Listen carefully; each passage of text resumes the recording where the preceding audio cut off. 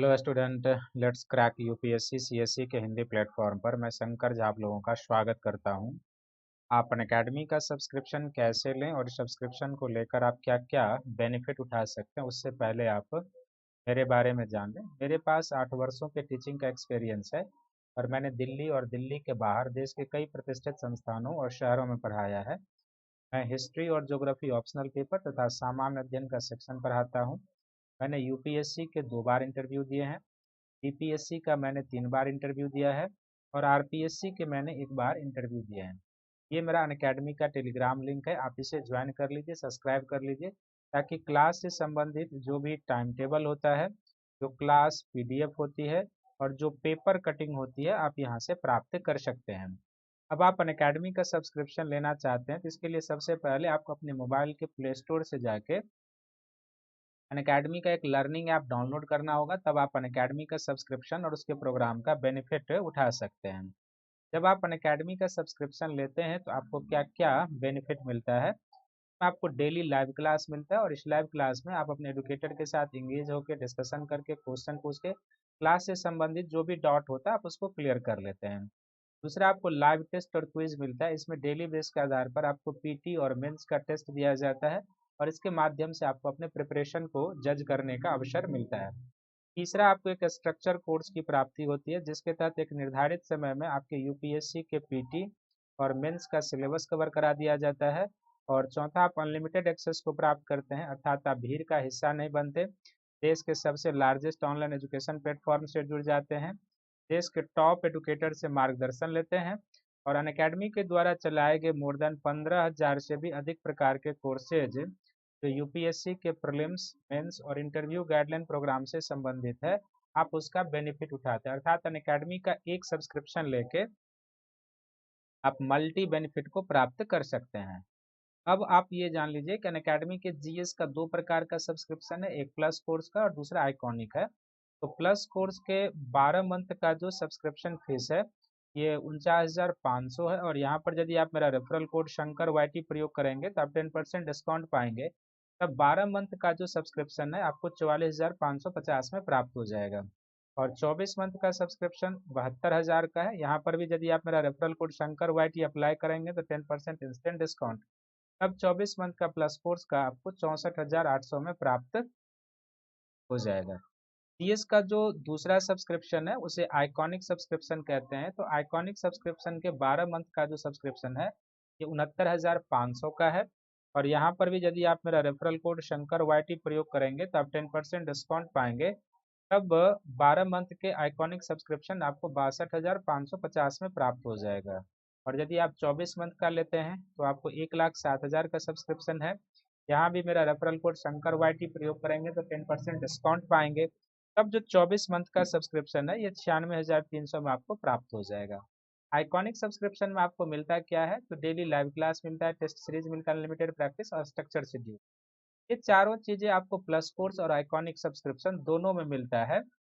लेकिन iconic subscription में आपको एक्स्ट्रा क्या मिलता है, तो पर्सनल कोच मिलता है, daily mains question answer practice, study planner और पर्सनल फीडबैक। इसमें जो पर्सनल कोच और daily mains question answer practice है ये आपके लिए सबसे ज़्यादा उपयोगी है, क्योंकि जब आप यूपीएससी जैसे प्रतिष्ठित सेवा की तैयारी करते हैं जो देश का सबसे टफ कंपटीशन है, तो आपका एक प्रॉपर मेंटोर होना चाहिए जो आपको सही गलत के बारे में बताए, आपको कमजोर पक्षों की ओर ध्यान दिलाए और आप पर के साथ उस पर काम करे, आपके मजबूत पक्षों और एक आपके लिखे हुए कंटेंटों को चेक कर आपके बारे में बताए आपकी प्रिपरेशन कैसे चल रही है। इसके लिए एक प्रॉपर मेंटोर की जरूरत होती है जो आपको आइकॉनिक सब्सक्रिप्शन में मिलता है।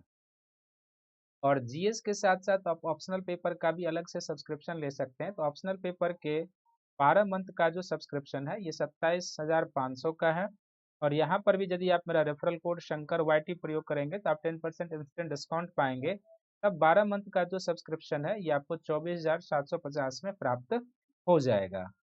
और आप अनअकैडमी के द्वारा जो है 2021, 2022 और 2023 को ध्यान में रखते हुए 11 जनवरी को कई सारे बैचेज की शुरुआत की जा रही है। तो आप इस बैचेज में सब्सक्रिप्शन लेके अपने प्रिपरेशन को आगे बढ़ाकर अपनी सफलता को सुनिश्चित कर सकते हैं। और ये बैचें हिंदी मीडियम में भी, इंग्लिश मीडियम में भी, बाइलिंगुअल सभी मीडियम में चलाए जा रहे हैं। जीएस आधारित एनसीईआरटी बैचें भी, एनसीईआरटी आधारित जीएस बैचें भी है, तो आप किसी में एडमिशन लेके आप अपने प्रिपरेशन को आगे बढ़ा सकते हैं। और साथ ही अनअकैडमी के द्वारा आपकी सुविधा के लिए कम्बो पैक की शुरुआत की गई कि यदि आप ऑप्शनल पेपर के प्लस कोर्स का और जीएस का आइकॉनिक सब्सक्रिप्शन लेते हैं तो 12 मंथ का जो है सो आपको 88,705 रुपया, 24 मंथ का जो है 1,31,510 रुपया, और यहाँ पर भी यदि आप मेरा रेफरल कोड यूज करेंगे तो 10% डिस्काउंट पाएंगे। इसी तरीके से प्लस कोर्स ऑप्शनल पेपर और प्लस कोर्स जीएस भी लेंगे तो आपको 12 मंथ का जो है सो 70,000 रुपया 103, और फिर 24 मंथ का 99,680 लगेगा। तो आप कम्बो पैक का प्रयोग करें तो आपके लिए इकोनॉमिकली बेनिफिशियल होगा।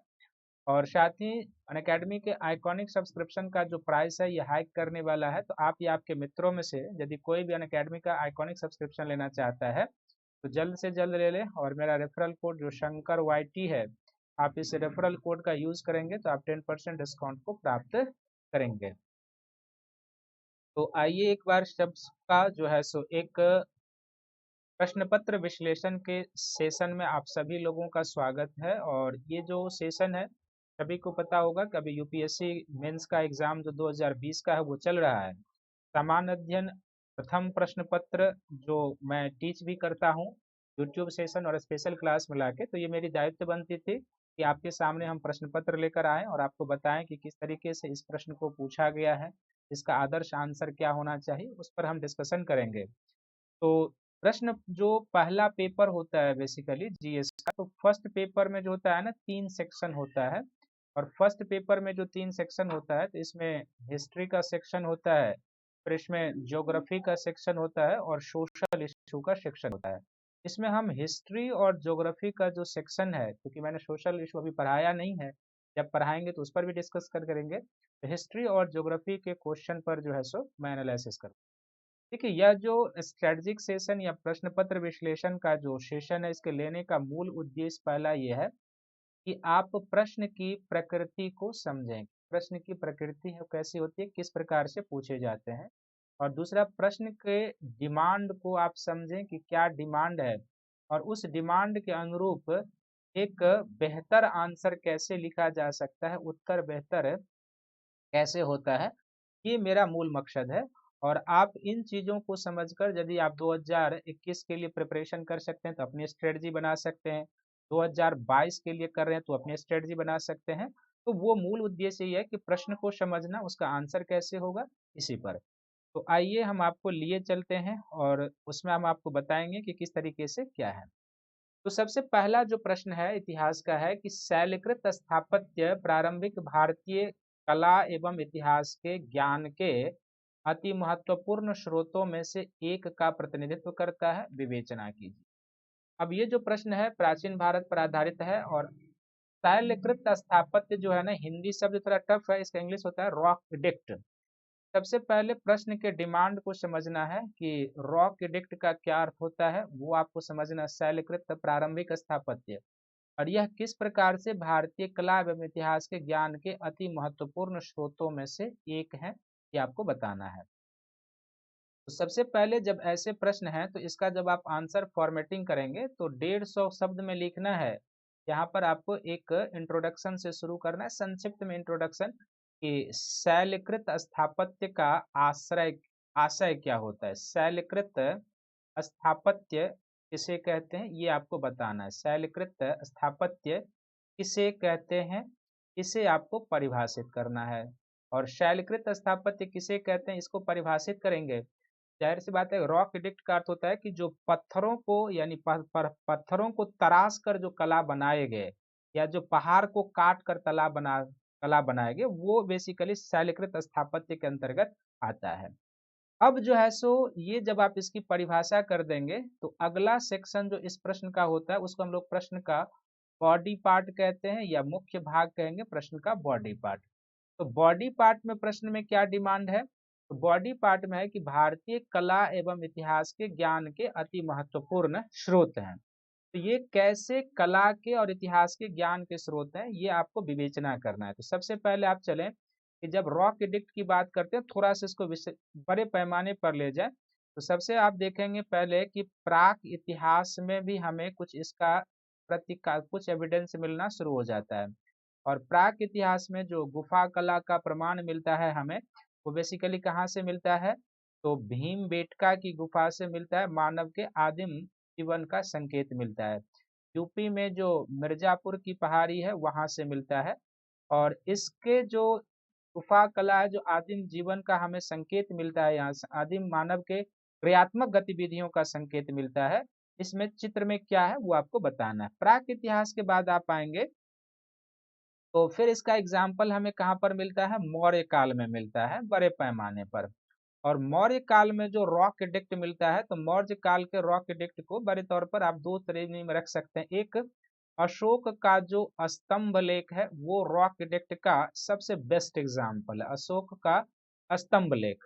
और दूसरा जो कंदरा कला की जो शुरुआत होती है एक तरीके से, तो कंदरा कला की शुरुआत यहीं से होती है। अशोक और नागार्जुन, अशोक और जो दशरथ है उसके द्वारा इस कला की शुरुआत की गई थी। और बेसिकली कंदरा कला का जन्मदाता ही, केव कला का जन्मदाता ही अशोक को माना जाता है। तो ये जो बिहार में बेसिकली कहाँ पर है? बराबर की पहाड़ी।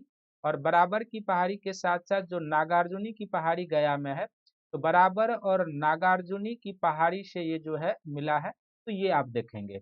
मौर्य काल के बाद जब आप आगे जाएंगे तो ये मौर्योत्तर काल में भी इसका हमें एविडेंस मिलता है रॉक प्रेडिक्ट का।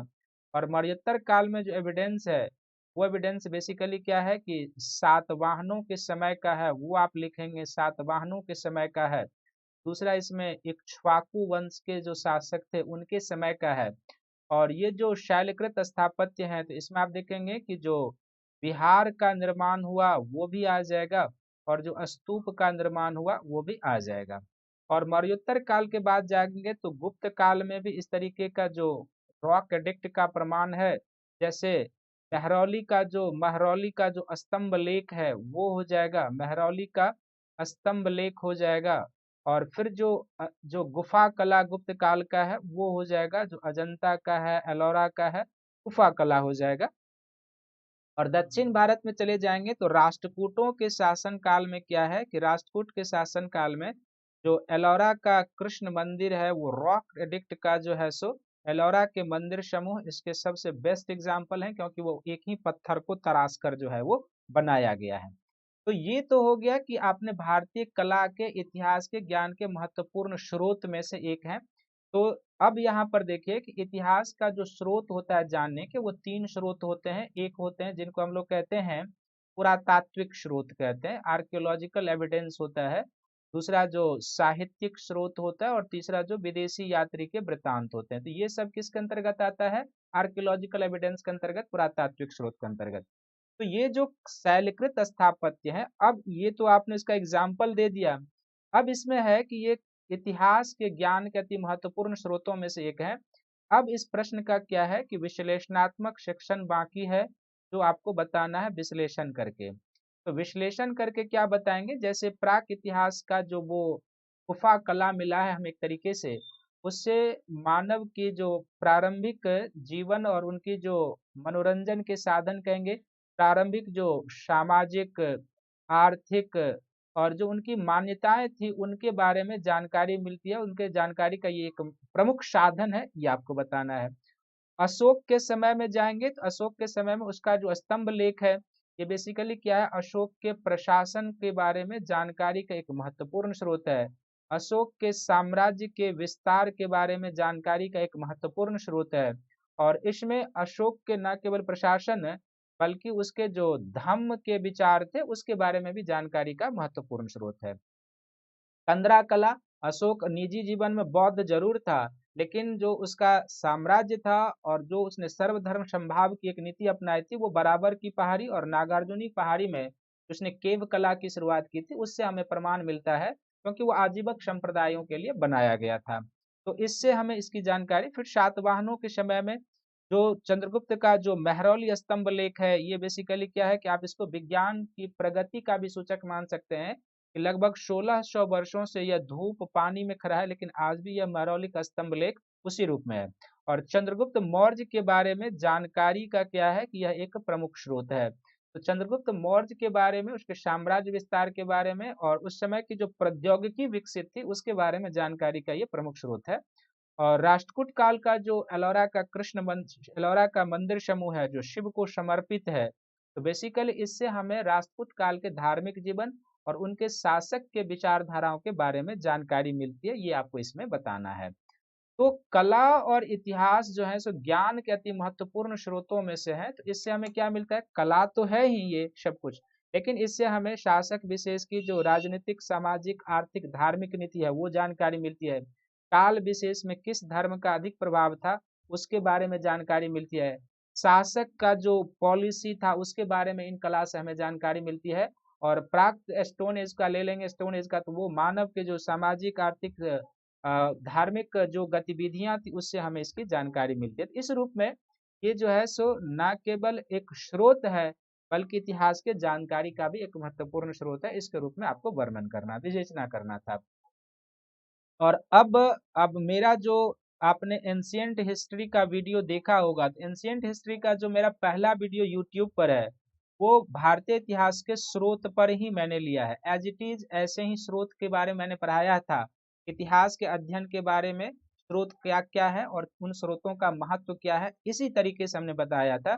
यदि आप उस वीडियो को देखे होंगे और अभी भी अनअकैडमी के यूट्यूब चैनल पर वो वीडियो सेव्ड है, ऐसा नहीं कि मैं ये बता रहा हूँ कि प्रश्न आया है और उसके बाद मैंने बना के अपलोड कर दिया है, ये भी मैंने नहीं किया है। उसमें डेट सब कुछ दिया होगा और मुझे लगता है कि वो 2 महीने पहले का पढ़ाया होगा। फर्स्ट लेक्चर जो एंशिएंट इंडिया का है एनसीईआरटी आधारित, उसमें मैंने स्रोत पर ही पढ़ाया था और एज इट इज जो है सो यही पढ़ाया है और यही प्रश्न आया है। आप एक बार जाकर क्रॉस चेक कर सकते हैं।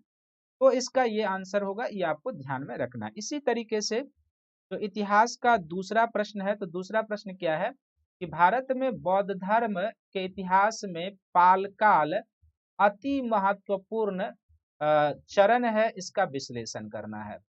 तो भारत में बौद्ध धर्म के इतिहास में पालकाल अति महत्वपूर्ण चरण के रूप में है। इसमें बताना है कि बौद्ध धर्म के अंतर्गत क्या विशेषता, क्या नवीन चीजें चलकर आई कि जो एक माइलस्टोन के रूप में उभर कर सामने आता है। तो जब आप इस प्रश्न का उत्तर लिखेंगे तो सबसे पहले ठीक 150 शब्द है, तो यहाँ पर परिचय 2 लाइन में लिखेंगे कि बौद्ध धर्म का जो विकास है वो किस तरीके से हुआ और पाल काल तक वो किस रूप में आया, सिंपल वे में परिचय। दूसरा जो आंसर का मुख्य भाग है कि पाल काल, मुख्य भाग जो आंसर का होगा वह है कि पाल काल अति महत्वपूर्ण चरण है।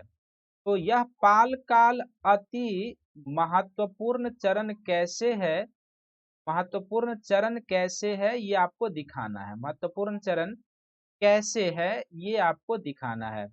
और जब अति महत्वपूर्ण चरण कैसे है तो जब आप यहाँ पर दिखाएंगे तो यहाँ पर देखेंगे कि सबसे पहले कि पाल काल के अंतर्गत जो है या पाल शासकों के समय बौद्ध धर्म के अंतर्गत नवीन शाखा का उदय होता है। बौद्ध धर्म में नवीन शाखा का उदय, नवीन शाखा का उदय होता है। खासकर जो सहजयान संप्रदाय है बौद्ध धर्म का, वो इसी समय उत्पन्न होता है, सहजयान का। तो पहला माइलस्टोन विशेषता। दूसरा, इस समय पाल काल में क्या होता है कि बौद्ध धर्म में तंत्रवाद का बड़े पैमाने पर प्रवेश हो जाता है। तंत्रवाद का प्रवेश, तंत्र मंत्र जादू टोना का प्रवेश होना शुरू हो जाता है। न केवल तंत्रवाद का प्रवेश होता है बल्कि इस समय बौद्ध धर्म में जो बौद्ध धर्म की देवी तारा के पूजा का प्रचलन होता है, तारा पूजा का प्रचलन होता है। ठीक है, ये बताएंगे। फिर इसके बाद जो है इस समय कई बौद्ध विद्वान जो हैं विदेश गए धर्म प्रचार करने के लिए। बौद्ध विद्वान विदेश गए धर्म प्रचार करने के लिए, विदेश गए धर्म प्रचार करने के लिए, यानी कि बौद्ध विचारधारा को फैलाने के लिए बौद्ध विद्वान विदेश गए बौद्ध विचारधारा को फैलाने के लिए। इसमें अतिश दीपांकर का नाम प्रमुख है। बौद्ध विचार धारा को लेकर गए थे, खासकर कहाँ पर गए तो तिब्बत गए, चीन गए, बौद्ध विचारधारा को लेकर गए थे इनके समय। फिर इसी समय पालों के समय में क्या होता है कि बौद्ध धर्म पर ग्रंथ भी लिखा जाता है और साथ ही बौद्ध धर्म पर ग्रंथ लिखे जाने के साथ साथ क्या होता है, ग्रंथ लिखे जाने के साथ साथ क्या होता है कि इस समय बौद्ध धर्म के अंतर्गत बौद्ध कला का बड़े पैमाने पर विकास होता है। तो बौद्ध कला में बेसिकली पालों के अंतर्गत जो मूर्ति कला का विकास हुआ था, तो मूर्ति कला में इसमें बौद्ध मूर्ति का विशेष महत्व था। बौद्ध मूर्ति का विशेष महत्व था, उसको प्रमुखता दी गई थी। और इस समय जो धीमन और वित्तपाल थे वो प्रमुख मूर्तिकार थे। धीमन और वित्तपाल या वित्तपाल बौद्ध मूर्तिकार थे जिन्होंने धर्मपाल के संरक्षण में प्रगति प्राप्त की थी। और बौद्ध कला के साथ साथ इस समय क्या हुआ था कि बौद्ध धर्म के अंतर्गत बड़े पैमाने पर निर्माण कार्य हुआ था। बौद्ध विहार का निर्माण हुआ था। बौद्ध विहार का निर्माण हुआ था। तो जो बौद्ध विहार का निर्माण हुआ था उसमें क्या क्या बना था, उसमें आप देखेंगे कि गोपाल जो बौद्ध धर्म जो पाल वंश का संस्थापक है, गोपाल के समय में ओदंतपुरी बौद्ध विहार का निर्माण हुआ था। ओदंतपुरी बौद्ध विहार का। इसी तरीके से आप देखेंगे धर्मपाल के समय में क्या हुआ था, धर्मपाल के समय में विक्रमशिला महाविहार का निर्माण हुआ था। विक्रमशिला महाविहार का निर्माण हुआ था। पाल शासक देवपाल के समय में, पाल शासक देवपाल के समय में बलपुत्र देव जो शैलेंद्र वंशीय शासक थे, बलपुत्र देव के द्वारा जो है एक बौद्ध विहार बनाया गया था। तो ये हो गया। और इसका अर्थ है कि ये जो भी बौद्ध विहार थे ये बेसिकली क्या थे कि सभी शिक्षा के केंद्र के रूप में उभर कर सामने आए थे, शिक्षा के केंद्र के रूप में।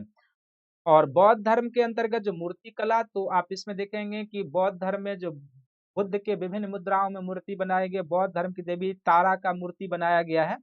तो अब आप देख लीजिए कि इतना जो है सो नवीन चीजें या जो विकास क्रम है बौद्ध धर्म के अंतर्गत पाल काल में हुआ, यानी कि बौद्ध धर्म के नवीन शाखा शाहजियान का इस समय उदय हुआ। बौद्ध धर्म में तंत्रवाद का बड़े पैमाने पर प्रवेश हुआ। तारा के पूजा का प्रचलन हुआ। कई सारे बौद्ध विद्वान अतिशा दीपांकर चीन और तिब्बत के बौद्ध धर्म का प्रचार करने के लिए बौद्ध कला के अंतर्गत जो मूर्ति कला पाल काल में थी वो बौद्ध धर्म पर केंद्रित थी। और उससे अंतर्गत बुद्ध की मूर्तियां विभिन्न शैलियों में बनाई गई। भीमन और बिटपाल उस कला के प्रवर्तक थे। और फिर इस समय बड़े पैमाने पर बौद्ध विहारों का निर्माण हुआ, जिसका मैंने आपको एग्जाम्पल दिया है। तो ये इसमें लिखना था। अब देखो ये एक जगह कहीं मिलता तो नहीं है कि हाँ इस तरीके से एक ही जगह पर हम देखेंगे कि पाल काल में, लेकिन जब ऑल ओवर आप पढ़े हुए रहते हैं तो आपको इस तरीके से मटेरियल संकलित करके आप लिख सकते हैं।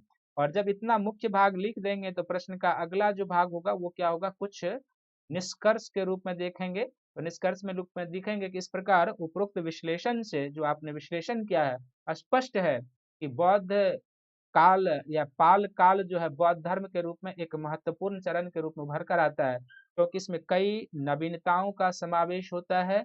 कई ऐसी चीजों का समावेश होता है जो बौद्ध धर्म के पतन का भी कारण बनता है, जैसे तंत्रवाद है तो वो भी आप लिखेंगे। और बौद्ध शिक्षा के केंद्र के रूप में कई सारे महाविहारों का निर्माण हुआ, जो आज भी भारत में एक तरीके से रीजनरेट हुआ है। जैसे कि आप देखेंगे कि एक तरीके से देखेंगे अतुल्य भारत के रूप में ये सब हमारा प्रतिनिधित्व करता है। तो इस तरीके से इसके एंडिंग को लिखा जा सकता है। तो ये जो है सो अब 150 शब्द है। अब देखो जो मैंने यहाँ पर लिखा है बहुत ही संक्षिप्त में लिखा है, और यदि आप इसमें केवल हर्षई दीर्घई जोड़ते जाएंगे तो आपका 150 शब्द हो जाएगा।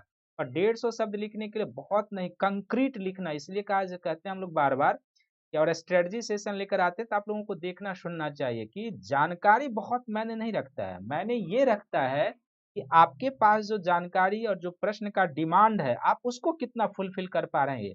और यदि इस तरीके से लिखेंगे तो जरूर, यदि ये 10 नंबर का प्रश्न है तो इसमें आपको 7 नंबर 8 नंबर तक मिल सकता है, क्योंकि इसके बाहर अब कुछ है ही नहीं पाल काल में जो बौद्ध धर्म के अंतर्गत हुआ था। तो हर एक चीज आप लिखेंगे, प्रश्न के डिमांड के अनुरूप लिखेंगे तो आपको नंबर अवश्य मिलेगा। और बिल्कुल देखो जब 150 शब्द का लिखना होता है तो उसमें कोई भूमिका बनाने की जरूरत नहीं होती है।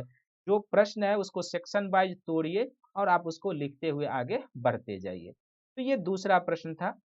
तीसरा प्रश्न जो इतिहास का है वो कौन सा प्रश्न है, तो वो आप देख लें कि लॉर्ड कर्जन की नीतियों। तो सबसे पहले तो एक सेक्शन यहीं से बनता है कि लॉर्ड कर्जन की नीतियों एवं राष्ट्रीय आंदोलन पर उसके दूरगामी प्रभावों का मूल्यांकन कीजिए। बड़ा ही महत्वपूर्ण प्रश्न है।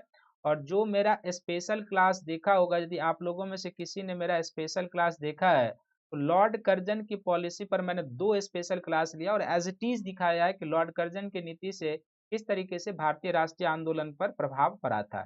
100% इसमें कोई दो राय नहीं। स्पेशल क्लास भी अनअकैडमी के ऐप पर सेव हो जाता है हम लोगों का, आप वहां पर जा सकते हैं और देख सकते हैं कि किस तरीके से मैंने बताया था, एज इट इज उसी तरीके से आया हुआ है। तो जब इस प्रश्न में क्या है कि 2 सेक्शन मूल रूप से है, तो सबसे पहले आप परिचय 2 लाइन में लिखेंगे, क्योंकि 150 शब्द ही है तो परिचय लिखेंगे। और परिचय के बाद इस प्रश्न का जो है वो मुख्य भाग, जिसको आप कहते हैं बॉडी पार्ट कहते हैं, वो मुख्य भाग आ जाएगा। तो मुख्य भाग में प्रश्न में क्या है ना कि 2 चीजों के बारे में आपको लिखना है। मुख्य भाग में एक आपको लिखना है कि लॉर्ड कर्जन की कौन सी नीतियां थी जिसने राष्ट्रीय आंदोलन पर प्रभाव डाला। तो कर्जन, तो इसमें एक हेडिंग बन जाएगा कर्जन की प्रतिक्रियावादी नीति।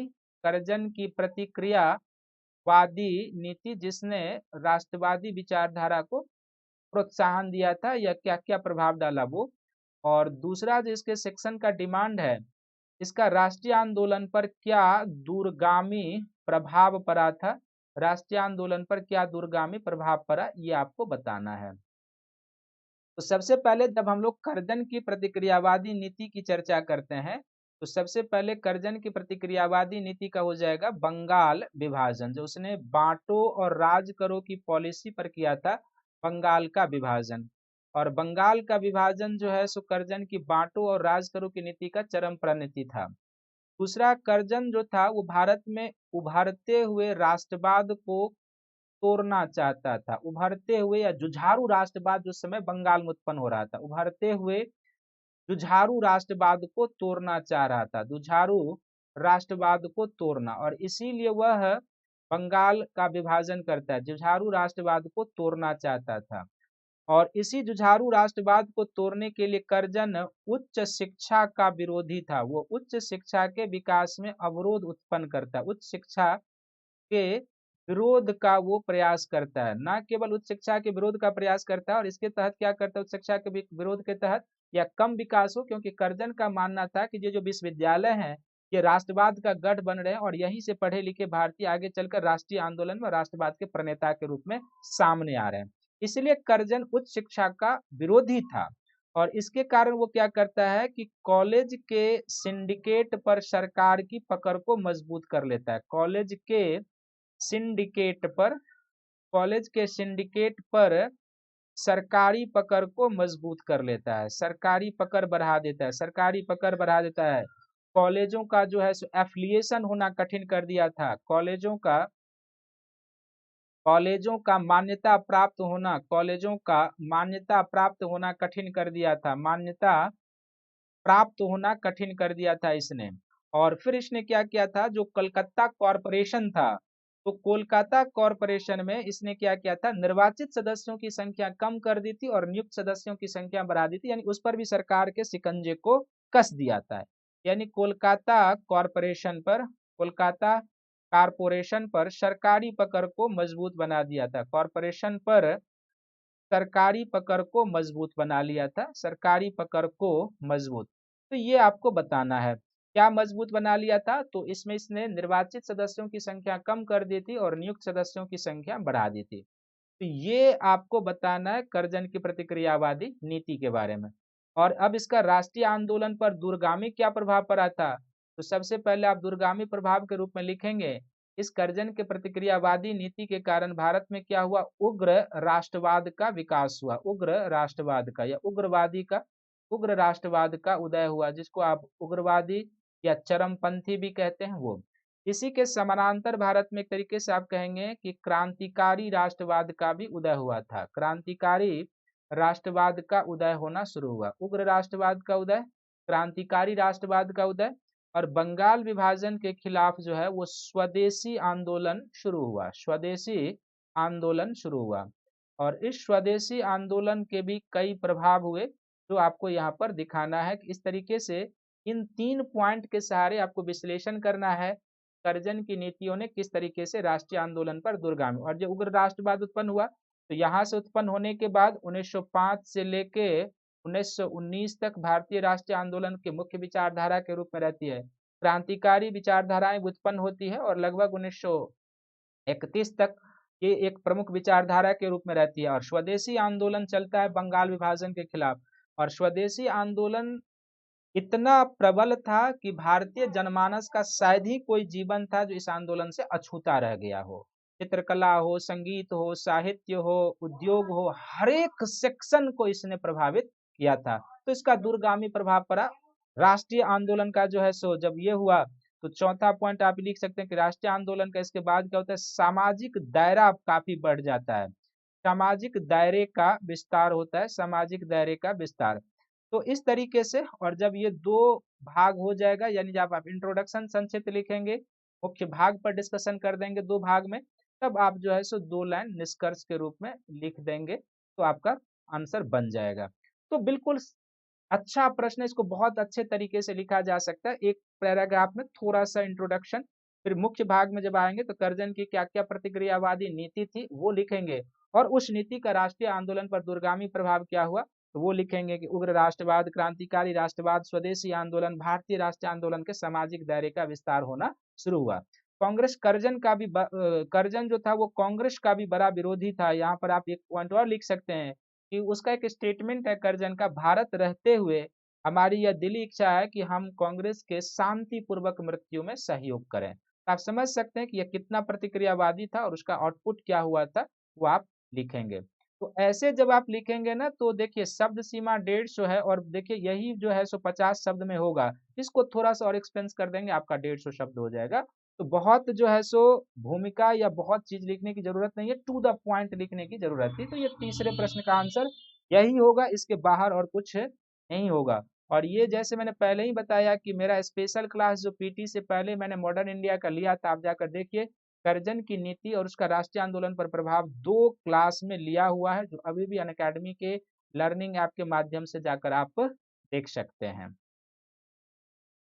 नेक्स्ट प्रश्न जो है कि भारतीय दर्शन तो एवं परंपरा, तो प्रश्न का एक सेक्शन ये हो जाएगा कि भारतीय दर्शन एवं परंपरा ने भारतीय स्मारकों, स्मारकों का अर्थ हो गया कि जो भवन है, भारतीय स्मारकों, मंदिर जो भी कह लें, स्मारकों की कल्पना और आकार देने एवं उनकी कला में महत्वपूर्ण भूमिका निभाई है। देखो थोड़ा सा ये प्रश्न क्या है, इस तरीके का कोई टीचर भी नहीं पढ़ा सकता है जनरली, और ये कहीं किताब में डायरेक्ट मिलेगा भी नहीं। ये आपके सोच पर है कि यदि आपके इतिहास पर अच्छी पकड़ है तो आप इसको लिख सकते हैं, बहुत ही सरल हो जाएगा जब आप लिख लेंगे। तो सबसे पहले यहाँ पर आप लिखेंगे कि जब प्रश्न का आंसर लिखेंगे तो परिचय लिखेंगे कि भारतीय दर्शन और परंपरा का यहाँ पर क्या अर्थ है। तो परिचय यहीं से आप शुरू करें। और जब भारतीय दर्शन और परंपरा की बात होगी तो हिंदू दर्शन और परंपरा होगा, हिंदू धर्म दर्शन, हिंदू धर्म दर्शन और परंपरा, एक ये है हमारे यहाँ। तो अब आप देखेंगे कितना ये आसान हो जाएगा। दूसरा क्या हो जाएगा, बौद्ध दर्शन और परंपरा। दूसरा जो हो जाएगा वो क्या हो गया, बौद्ध दर्शन एवं परंपरा, इसका हम लोग देखेंगे कि क्या प्रभाव रहा। तीसरा हो जाएगा जैन दर्शन एवं परंपरा, तो जैन दर्शन एवं परंपरा। और बड़े पैमाने पर यदि इस प्रश्न को एलेबोरेट करें, क्योंकि काल तो कोई दिया हुआ नहीं, सीधे कहता है कि भारतीय दर्शन और परंपरा, तो इस्लाम दर्शन जो है और इस्लाम धर्म का दर्शन और उसकी जो परंपराएं हैं वह भारतीय स्मारकों को कल्पना देने और आकार देने में, उनकी कला में कैसे योगदान दिया है ये आपको बताना है। अब आप देखो जो हिंदू धर्म दर्शन और परंपरा है, इससे आपको बताना है कि इसने किस तरीके से स्मारक निर्माण, स्मारक में मंदिर, जो चैत्य है, जो विहार है, जो चीजें हैं, सब कुछ आ जाएगी। तो हिंदू दर्शन और परंपरा को आप ले लो, तो सबसे पहले आप देखो कि वैदिक काल में जो यज्ञ वेदी बनता था, यज्ञ वेदी, वो यज्ञ वेदी जो बनता था, वैदिक काल का जो यज्ञ वेदी बनता था वो भी क्या था कि एक तरीके से दर्शन और परंपरा पर ही आधारित था। तो यज्ञ वेदी निर्माण में इसका आपको दर्शन दिखाई देता है। दूसरा सबसे उत्तम जो पंचायतन श्रेणी का मंदिर है, जो पंचायतन श्रेणी का मंदिर है, ये आप देखेंगे इस पर जो है सो दर्शन और परंपरा का प्रभाव है। जो खासकर पंचायतन श्रेणी का मंदिर जो बौद्ध काल में बनना, सॉरी, जो गुप्त काल में बनना शुरू हुआ था, तो इस पंचायतन श्रेणी के मंदिर पर इसका प्रभाव है। फिर आप देखेंगे कि इस मंदिर और इसको आप चले जाएं चंदेल काल में चले जाएं, तो जो खजुराहो चंदेल काल में चले जाएं, तो जो खजुराहो समूह के स्मारक हैं, खजुराहो समूह के स्मारक हैं, खजुराहो समूह के स्मारक पर आप देखेंगे कि उस समय जो धर्म की विचारधाराएं थी, जो धर्म पर, हिंदू धर्म पर जो तंत्र का या उसका प्रभाव था, वो खजुराहो समूह के स्मारक पर दिखाई देता था। आप देखिए धर्म में जो बातें आ रही थी वो मंदिर के निर्माण में भी और मंदिर के ऊपर भी उकेरा गया। यदि आप में से कोई खजुराहो गया होगा तो आप वहां पर देखेंगे कि मंदिर के दीवारों पर संभोग का दृश्य दिखाया गया है। इसका अर्थ है कि उस समय हिंदू धर्म दर्शन में भी तंत्र मंत्र का और इस तरह के चीजों का समावेश हो गया था, और वही धार्मिक चीजें मंदिर निर्माण को भी प्रभावित कर रही थी। पंचायतन श्रेणी में आप देखेंगे गुप्त काल में हुआ। पंचायतन श्रेणी में क्या है कि वो देवगढ़ का दशावतार मंदिर इसका सबसे बेस्ट एग्जाम्पल है। और उसमें आप देखेंगे कि वो जो देवगढ़ का दशावतार मंदिर है उसमें भगवान विष्णु बीच में शेषनाग की सैया पर विराजमान है और चारों कोने पर चार देव अवस्थित हैं। ये जो पंचायतन श्रेणी का मंदिर है, बल्कि जो दर्शन और परंपरा जो एक तरीके से कहेंगे यह जो है ना, उस समय जो सामंतवाद का विकास हो रहा था, तो सामंतवाद के विकास के विचारधारा से यह पंचायतन श्रेणी के मंदिर का निर्माण प्रभावित था। ये आप लिखेंगे इसमें।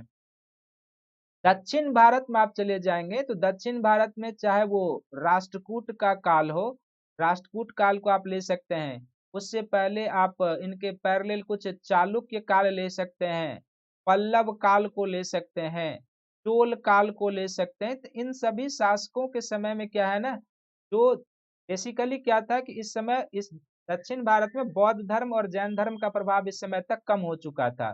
तो इन शासकों के समय जो भी मंदिर का निर्माण हुआ, अधिकांश मंदिर शैव धर्म से संबंधित है या फिर वैष्णव धर्म से संबंधित है।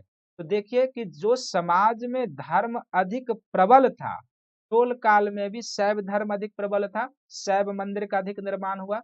वैष्णव धर्म प्रबल था तो वैष्णव धर्म का निर्माण हुआ, चाहे राष्ट्रकूट शासक हो। पूरे दक्षिण भारत में आप देखेंगे कि ये चीजें आपको दिखाई देगी। तो हिंदू धर्म और परंपरा से आप ये एग्जाम्पल लेके लिख देंगे कि इस तरीके से ये जो हिंदू धर्म दर्शन था वो इस तरीके से भारतीय स्मारक और कल्पना को आकार देने में महत्वपूर्ण भूमिका निभाई है।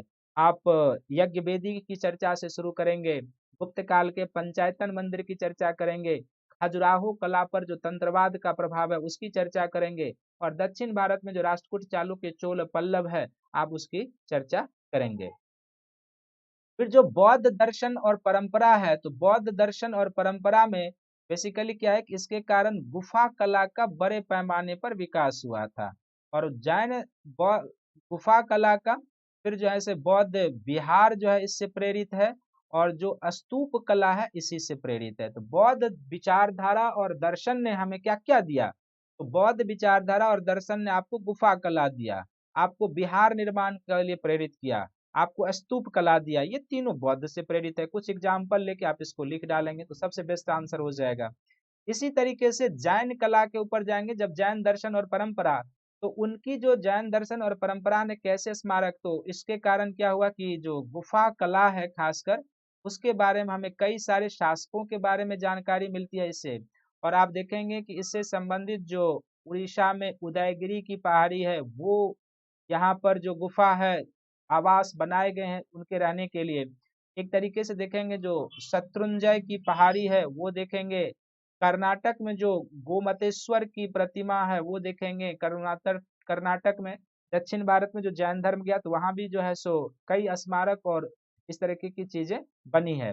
और इस्लाम धर्म भी जब भारत में आया, चूंकि भारतीय दर्शन और परंपरा का ये अंग बनता गया, तो इस्लाम धर्म भी भारत के दर्शन और परंपरा का अंग आज भी है, और जब आया उस समय भी धीरे धीरे बन गया। इस इस्लाम दर्शन और परंपरा ने भारत में मस्जिद निर्माण को प्रोत्साहन दिया, क्योंकि ये इसी से संबंधित था, और कई सारे चीजें लेकर वो आए। तो ये प्रश्न थोड़ा सा समझ पर आधारित है कि किस तरीके से आप समझ विकसित करके इन प्रश्नों का उत्तर लिखते हैं। फ्लैट प्रश्न कहीं नहीं मिलेगा ऐसा उत्तर कि भारतीय दर्शन और परंपरा। अब देखिए जब दर्शन और परंपरा का अर्थ मैंने आपको बता दिया कि भाई इसका अर्थ हिंदू दर्शन और परंपरा होगा, बौद्ध दर्शन और परंपरा होगा, जैन दर्शन और परंपरा होगा, और इस्लाम दर्शन और परंपरा। जब आप ये जान गए तो फिर इस दर्शन और परंपरा ने कैसे भारतीय स्मारकों को कल्पना देने, उसको आकार देने में मदद की है। तो सब आप हर एक धर्म से एग्जाम्पल ले लेके इसका लिख सकते हैं। बेस्ट आंसर ये हो जाएगा, इसका सुपीरियर आंसर हो जाएगा। तो यही इस प्रश्न में डिमांड था, इसी तरीके से आपको समझना था इस प्रश्न को। और 250 शब्द में लिखना था, तो इसमें शब्द सीमा भी 250 शब्द है। तो जाहिर सी बात है कि इसको जब अच्छे से बना के लिखा जाएगा, एक पैराग्राफ हिंदू धर्म दर्शन और उसकी परंपरा का जो प्रभाव है वो, दूसरा पैराग्राफ बौद्ध दर्शन और उसकी परंपरा का जो प्रभाव है वो, तीसरा पैराग्राफ जैन दर्शन और उसकी परंपरा का जो प्रभाव है वो, और चौथा इस्लाम दर्शन और उसकी परंपरा का प्रभाव वो, और फिर लास्ट में आप थोड़ा सा आप निष्कर्ष लिख डालेंगे, तो आपका आंसर सॉलिड हो जाएगा और आपको अच्छे अंक मिल जाएंगे। तो ये था। नेक्स्ट प्रश्न जो है इसमें कि फिर देखो कि जो मध्यकालीन भारत के फारसी साहित्य के स्रोत, फारसी साहित्य स्रोत उस काल के युग बोध का प्रतिबिंब करते हैं। इसमें बेसिकली दो सेक्शन है, एक तो मध्यकालीन भारत, और अब यहाँ पर देखो कि यदि आपने मेरा सल्तनत काल का आर्ट एंड कल्चर का लेक्चर देखा होगा, और सल्तनत काल का, और कल एग्जाम हुआ है और उससे ठीक एक दिन पहले मैंने मुगल काल का बिल्कुल फारसी साहित्य और शिक्षा पर वीडियो डाला था, वो यूट्यूब पर है दोनों। और मुगल काल का भी यदि आपने मेरा वीडियो देखा होगा आर्ट एंड कल्चर का, इस दोनों समय का आर्ट एंड कल्चर का, तो आप देखेंगे कि एज इट इज मैंने यही पढ़ाया। और खासकर एग्जाम हुआ है ठीक उससे एक दिन पहले, जो वीडियो है वो टेलीग्राम लिंक पर भी डाला हुआ है, यूट्यूब के प्लेलिस्ट में सेव होगा, आप जाकर देखिए। मैंने हेडिंग ही बनाया मुगल काल में फारसी साहित्य का विकास। तो बिल्कुल एज इट इज जो है सो वो जो क्लास मैंने लिया उससे आया, और सल्तनत काल में भी जो पढ़ाया था उसी से आया है, कहीं बाहर से जाने की जरूरत नहीं है। मैं ये नहीं कहता हूँ कि मैंने जो पढ़ा सब वही आया है, लेकिन जो मैंने पढ़ाया वही मैं जिक्र कर रहा हूँ और वही मैं बोल रहा हूँ, और सबका एविडेंस है। आप यूट्यूब पर जाओ, अनअकैडमी के चैनल पर यूट्यूब में प्लेलिस्ट में सभी वीडियो सेव है, एक एक वीडियो आप निकाल के देख सकते हो कि मैंने बताया है या नहीं बताया है। तो इस प्रश्न को भी क्या करना है, आपको 250 शब्दों में लिखना है। और जब इस प्रश्न को आप 250 शब्दों में लिखेंगे तो जाहिर सी बात है कि थोड़ा सा आपको क्या करना है, इसमें परिचय 2 लाइन में लिखना है। तो परिचय में यहाँ पर मध्यकाल का अर्थ आप बता दीजिए कि मध्यकाल, तो यहाँ पर मध्यकाल का अर्थ ना केवल मुगल काल बल्कि सल्तनत काल दोनों काल होगा। यानी कि सीधा से बताना है कि मध्यकाल अर्थात दिल्ली सल्तनत के अंतर्गत और मुगल शासकों के अंतर्गत भारत में फारसी साहित्य का जो विकास हुआ वो। तो मध्यकाल। दूसरा, इस समय में जो फारसी साहित्य का विकास हुआ और युग बोध का प्रतिबिंब है। युग बोध का प्रतिबिंब कहने का अर्थ है कि क्या उस फारसी साहित्य से आपको उस समय के राजनीतिक, सामाजिक, आर्थिक जीवन के बारे में, सांस्कृतिक जीवन के बारे में जानकारी मिलती है, वो आप बताते चलिए, वही उसका युग बोध हो जाएगा। तो सबसे पहले इसमें अन्य साहित्य की इसमें चर्चा नहीं करनी है, एक हेडिंग बना लेंगे सल्तनत कालीन फारसी साहित्य। तो कुछ सल्तनत कालीन, इसमें कुछ राइटर, उसके पुस्तक और उसमें जो वर्णित चीजें हैं वो आपको बताना है। इसमें आप एक इसामी की जो फतह उस सलातीन है, इसामी का जो फतह उस सलातीन है, इसके बारे में चर्चा कीजिए। और इसमें क्या वर्णन है उसके बारे में, कि इस्लाम का जो इतिहास वर्णित है, दिल्ली सल्तनत का आरंभिक इतिहास वर्णित है वो। इसी तरीके से जियाउद्दीन बर्नी की रचना का आप इसमें जिक्र करें कि बर्नी की जो फतवाए जहादरी है, जियाउद्दीन बर्नी की जो फतवाए जहादरी है, ये किस पर अवस्थित है, तो बेसिकली राजनीतिक सिद्धांत पर आधारित है। सल्तनत काल के जो राजनीतिक सिद्धांत है उस पर आधारित है, ये बताते जाइए। फिर इस समय जो फिरोज शाह तुगलक खुद ने लिखी है, फिरोज शाह ने, जिसको फतुहाते फिरोज शाही कहते हैं, तो फतुहाते फिरोज शाही के बारे में आप बताइए। और फतुहाते फिरोज शाही के बाद उसमें जो चीजें हैं उसके बारे में आप बता दीजिए कि इसमें इन चीजों का वर्णन है। फिर चौथा जो सबसे प्रमुख अमीर खुसरो हो जाएंगे, तो अमीर खुसरो की जो रचना है आप उसमें से कई सारे का एग्जाम्पल ले सकते हैं। और अमीर खुसरो तो इस समय के बिल्कुल युग बोध के प्रतीक हैं, उसके बारे में बताइए कि इनकी कई सारे रचनाएं हैं, जैसे कि एक मिफ्ता उल फुतूह है, मिफ्ता उल फुतूह, तो इसके बारे में आप बताइए कि इसमें क्या वर्णित है। अमीर खुसरो की रचना एक खजाइन उल फुतूह है, तो खजाइन उल फुतूह में क्या वर्णन है वो आप बताइए। इनकी एक रचना जो है नूह ए सीपीहर है, नूह ए सीपीहर, तो नूह ए सीपीहर में इन्होंने भारत की जलवायु का वर्णन किया है। फिर इनका जो है सो एक जो है सो आशिका है, तो कई सारे फारसी ग्रंथों की रचना अमीर खुसरो के द्वारा की गई। इतना यदि आप दिल्ली सल्तनत से उठा लेंगे ना तो आपका काम बन जाएगा। और मध्यकालीन भारत है, ये केवल दिल्ली सल्तनत के बारे में नहीं कर रहा, बल्कि जो क्षेत्रीय राज्य में फारसी साहित्य की रचना हुई उसके बारे में भी आपको लिखना है। तो दिल्ली सल्तनत, दूसरा आप क्या उठा लेंगे, एक पैराग्राफ ये हो जाएगा। दूसरा पैराग्राफ आप क्या लेंगे, मुगल काल का लेंगे। आंसर को ब्रॉडर सेंस में लिखना है, केवल दिल्ली सल्तनत और मुगल काल तक नहीं। तो मुगल काल में जो फारसी साहित्य तो बहुत सारे लिखे गए, जो कुछ फेमस है, क्योंकि आपको 250 शब्द में लिखना है, 3 सेक्शन में जाना है। तो मुगल काल में आप हुमायूं नामा की चर्चा करें, यहीं से फारसी साहित्य, इसमें हुमायूं के बारे में मिलती है। और खासकर जो उसका जो जीवन बताया था भिस्ती ने, वो एक दिन का बादशाह बनता है और उसमें उसने एक दिन में दिल्ली सल्तनत का शासक बनता है और साम्राज्य के सिक्के चलाता है। तो हुमायूं नामा जो गुलबदन बेगम की रचना, उसका आप जिक्र कर सकते हैं। फिर जो आगे बढ़ेंगे तो आईने अकबरी सबसे पहली मुख्य ग्रंथ हो जाएगी इस समय का, आईने अकबरी, जिसको हम लोग अकबर नामा भी कहते हैं, इसका जिक्र कीजिए। अबुल फजल की रचना, इसमें जो है सो राजनीतिक सिद्धांत का वर्णन है। और इसी राजनीतिक सिद्धांत के वर्णन के आधार पर इसमें जो अबुल फजल ने दृष्टिकोण दिया है, इसने अकबर के सुलह एक कुल की नीति को विकसित करने में बड़ी भूमिका निभाई थी। तो उसका आप उल्लेख कीजिए। इसमें अकबर के सुलह एक कुल की नीति को विकसित करने में बड़ी भूमिका, आईने अकबरी का उल्लेख कीजिए।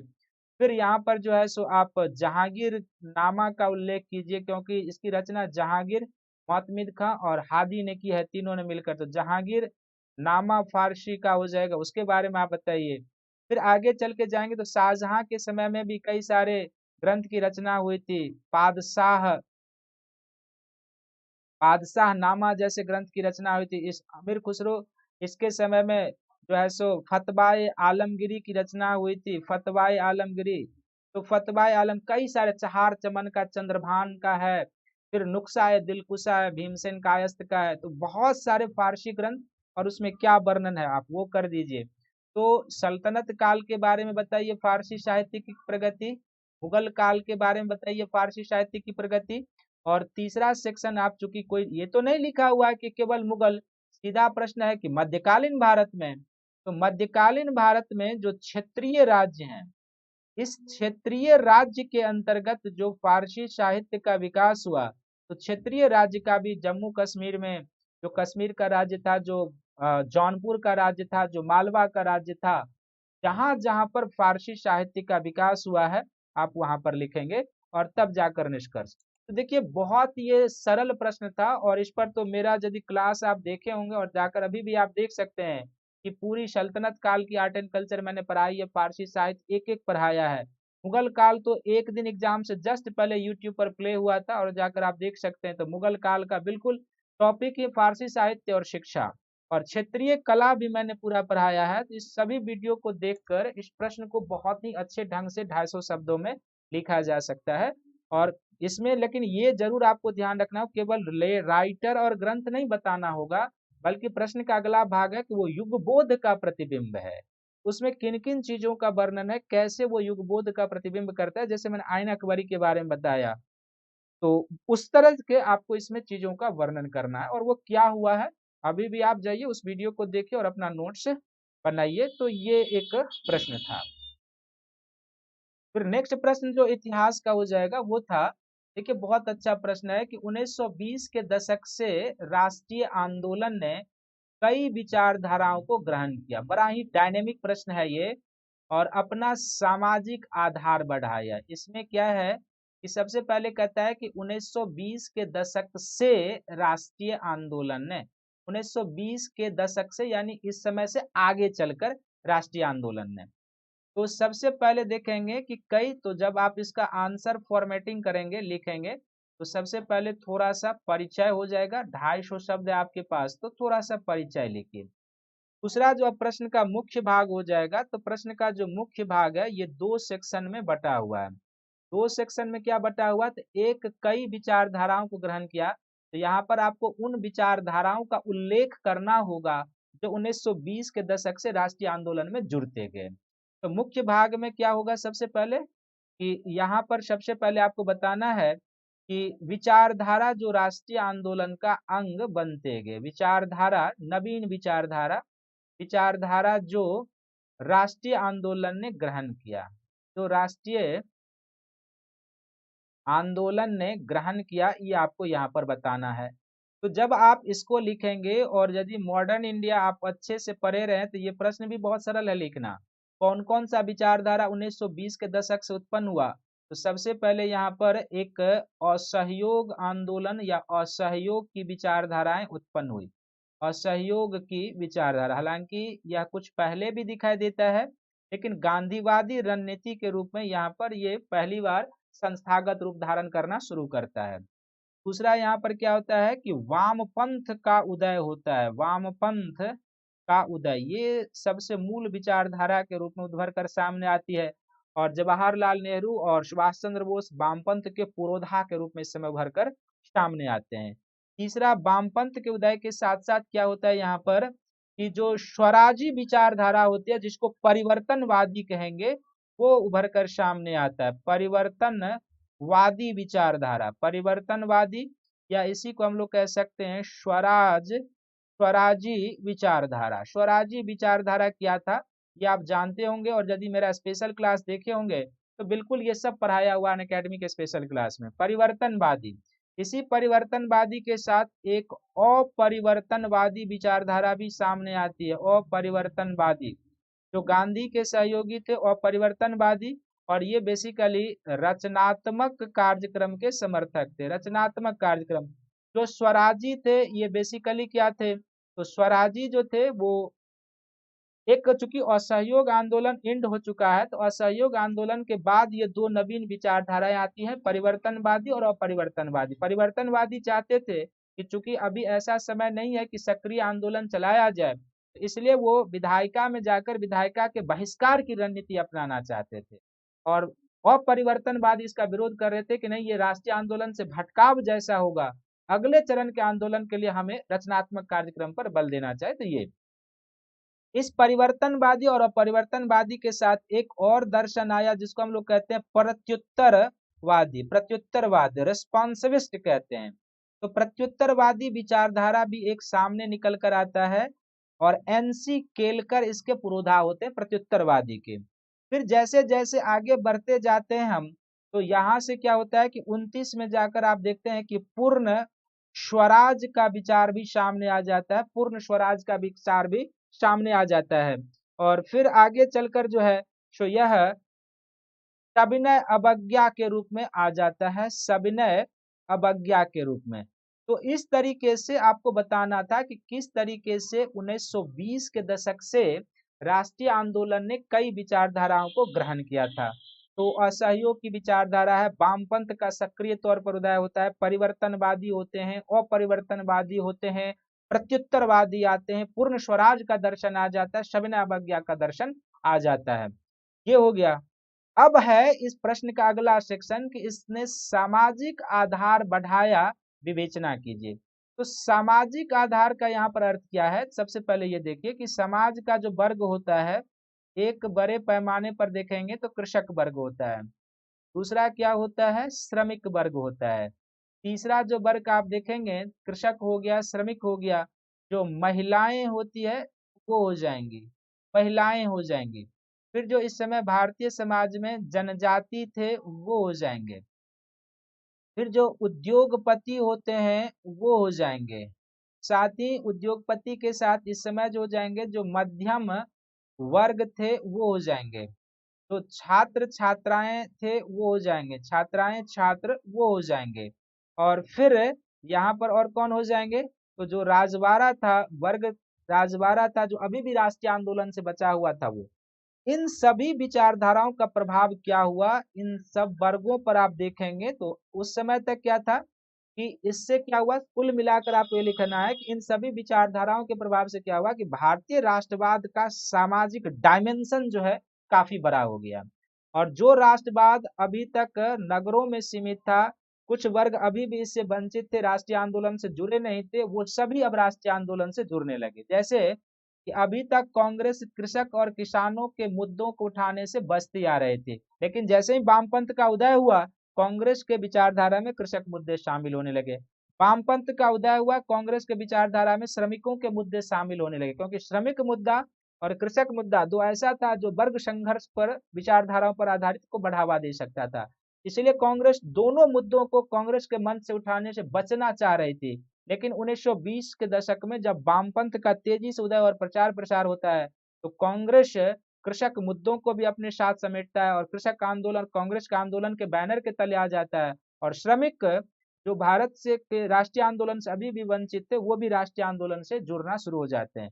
महिलाएं जो स्वदेशी आंदोलन से घरों के चौकट से बाहर निकली थी, अब महिलाएं पुरुषों के साथ कदम से कदम मिलाकर हर एक जगह पर, असहयोग आंदोलन हो, सविनय अवज्ञा हो, हर एक जगह इनकी भूमिका बढ़ती गई। जनजाति भी अब राष्ट्रीय आंदोलन राष्ट्रवाद के दायरे से अछूते नहीं रह गए थे। आप देखेंगे कि आगे चलकर जनजातीय आंदोलन भी धीरे धीरे, और कई अवसर ऐसे आते हैं जब वन कानून के खिलाफ इन क्षेत्रों में आंदोलन। कुछ उद्योगपति भी राष्ट्रवादी विचारधारा से प्रभावित होने लगे थे। मध्यम वर्ग जो पहले से भी राष्ट्रीय आंदोलन का नेतृत्व करने वाला था, आज भी था।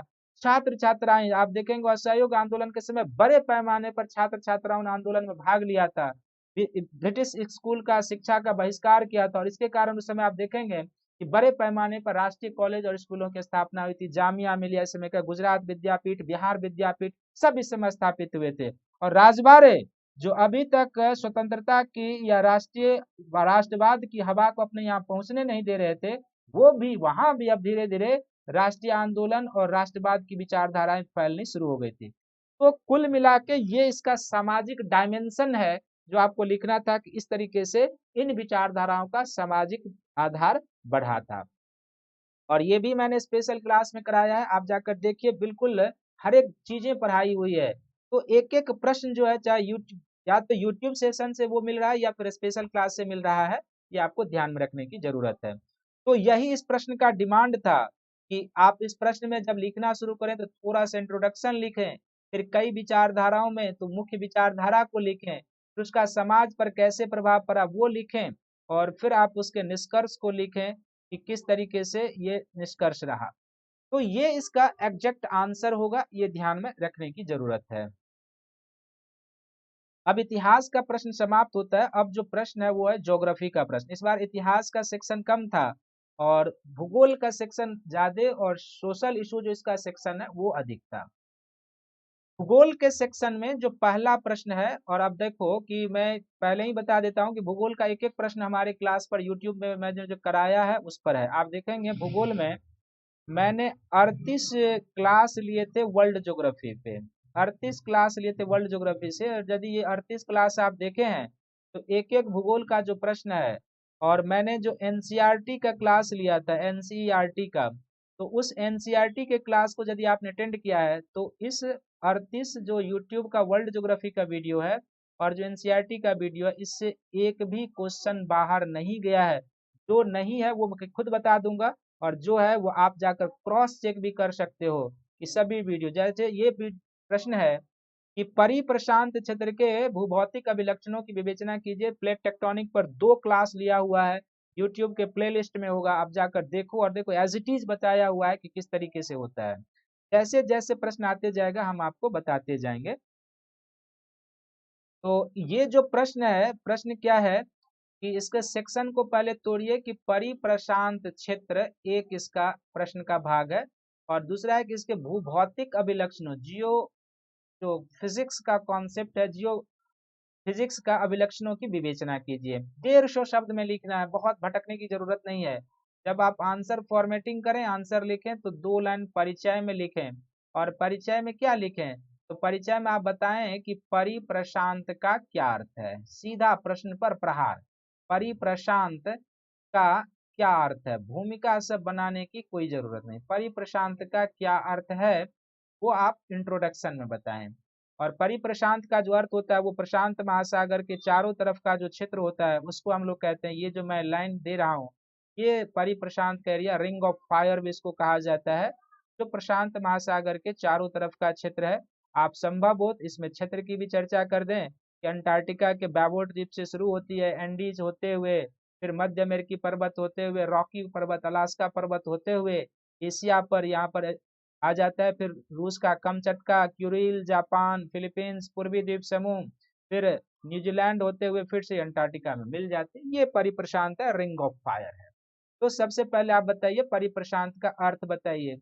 दूसरा है कि इसके भूभौतिकीय अभिलक्षण। तो दूसरा जो प्रश्न का अर्थ है वो आप इसके अभिलक्षण पर जाएं दूसरे पैराग्राफ में,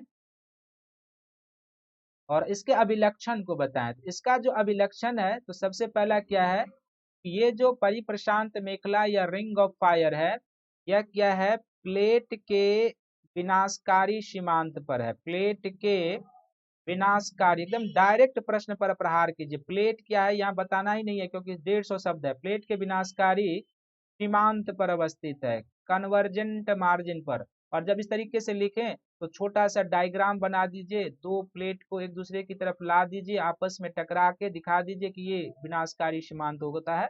तो विनाशकारी सीमांत पर है। विनाशकारी सीमांत में भी किस पर है, तो यह ओशियोनिक और कॉन्टिनेंटल कन्वर्जेंट पर अवस्थित, यानी ओ फॉर ओशियोनिक और सी फॉर कॉन्टिनेंटल कन्वर्जेंट पर अवस्थित है। दूसरा इसका विलक्षण। तीसरा इसका विलक्षण कि संसार का सर्वाधिक भूकंप प्रभावित क्षेत्र है। संसार का सर्वाधिक भूकंप प्रभावित क्षेत्र है, ये बताया है, सब बताया यूट्यूब क्लास में। सर्वाधिक भूकंप प्रभावित क्षेत्र है, यहाँ पर संसार के 63% भूकंप आते हैं। चौथा इसके भूभौतिकीय लक्षण की विशेषता कि संसार का सर्वाधिक ज्वालामुखी प्रभावित क्षेत्र है। संसार का सर्वाधिक ज्वालामुखी क्षेत्र है, सक्रिय वोल्केनो सबसे यही मिलता है। और फिर इस बेल्ट में संसार में सर्वाधिक सुनामी भी आता है। 2011 जापान का सुनामी आता होगा। ये इसके भू अभिलक्षण की विशेषता है, बहुत ही मार्वलस पॉइंट। और यहाँ पर इसमें डायग्राम बनाने का बड़ा स्कोप है। जब परिप्रशांत के बारे में आप लिख रहे हैं तो वहां पर छोटा सा आप एक डायग्राम प्रशांत को बीच में लाकर दिखा दीजिए। जब विनाशकारी प्लेट सीमांत लिख रहे हो तो प्लेट का कन्वर्जेंट दिखा दीजिए। संसार का सर्वाधिक भूकंप ज्वालामुखी प्रभावित क्षेत्र है, वो सब कुछ कुछ ज्वालामुखी का नाम लिख दीजिए। और ज्वालामुखी भी यहाँ पर किस तरीके का आता है, तो केंद्रीय उद्गार वाला ज्वालामुखी आता है। ये आपको बताया हुआ है कि सेंट्रल टाइप उद्गार कहाँ पर आएगा, किस तरीके के होते हैं और क्या इसकी विशेषता होती है, सब बताया है। भूकंप यहाँ पर किस तरीके का आएगा, तो विवर्तनिक भूकंप आएगा, टेक्टोनिक अर्थक्वेक आएगा, ये आपको बताया हुआ है। तो बिल्कुल ये YouTube के प्ले लिस्ट में है, जो मैंने 38 वीडियो वर्ल्ड ज्योग्राफी पर लिया है ना, उसमें जाकर आप देखिए, बिल्कुल आंसर आपको मिल जाएगा। और प्लेट टेक्टोनिक वाला ही खोज कर आप जाकर देख लीजिएगा, प्लेट टेक्टोनिक पर 2 वीडियो पर आया हुआ वो आपको उसमें मिल जाएगा। ये इसका आंसर होगा, ये ध्यान में रखने की जरूरत है। नेक्स्ट जो प्रश्न है कि मरुस्थलीकरण के प्रक्रम, प्रोसेस, मरुस्थलीकरण के प्रक्रम, ये एक है।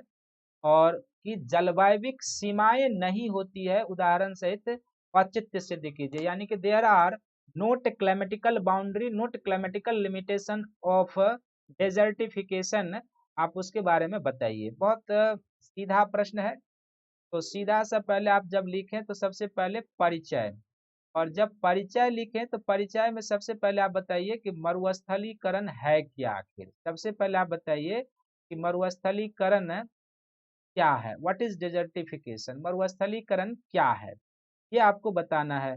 और जब आप मरुस्थलीकरण क्या है ये बता रहे हैं तो यहाँ पर आप कोशिश करें कि यूएन की जो परिभाषा है डेजर्टिफिकेशन का, आप यूएन की परिभाषा से ही शुरुआत करें। परिभाषा यूएन की परिभाषा से, ऐसे संस्थाओं के परिभाषा से शुरुआत करेंगे तो आपके आंसर काफी मजबूत और नंबर आपको अधिक मिलेगा।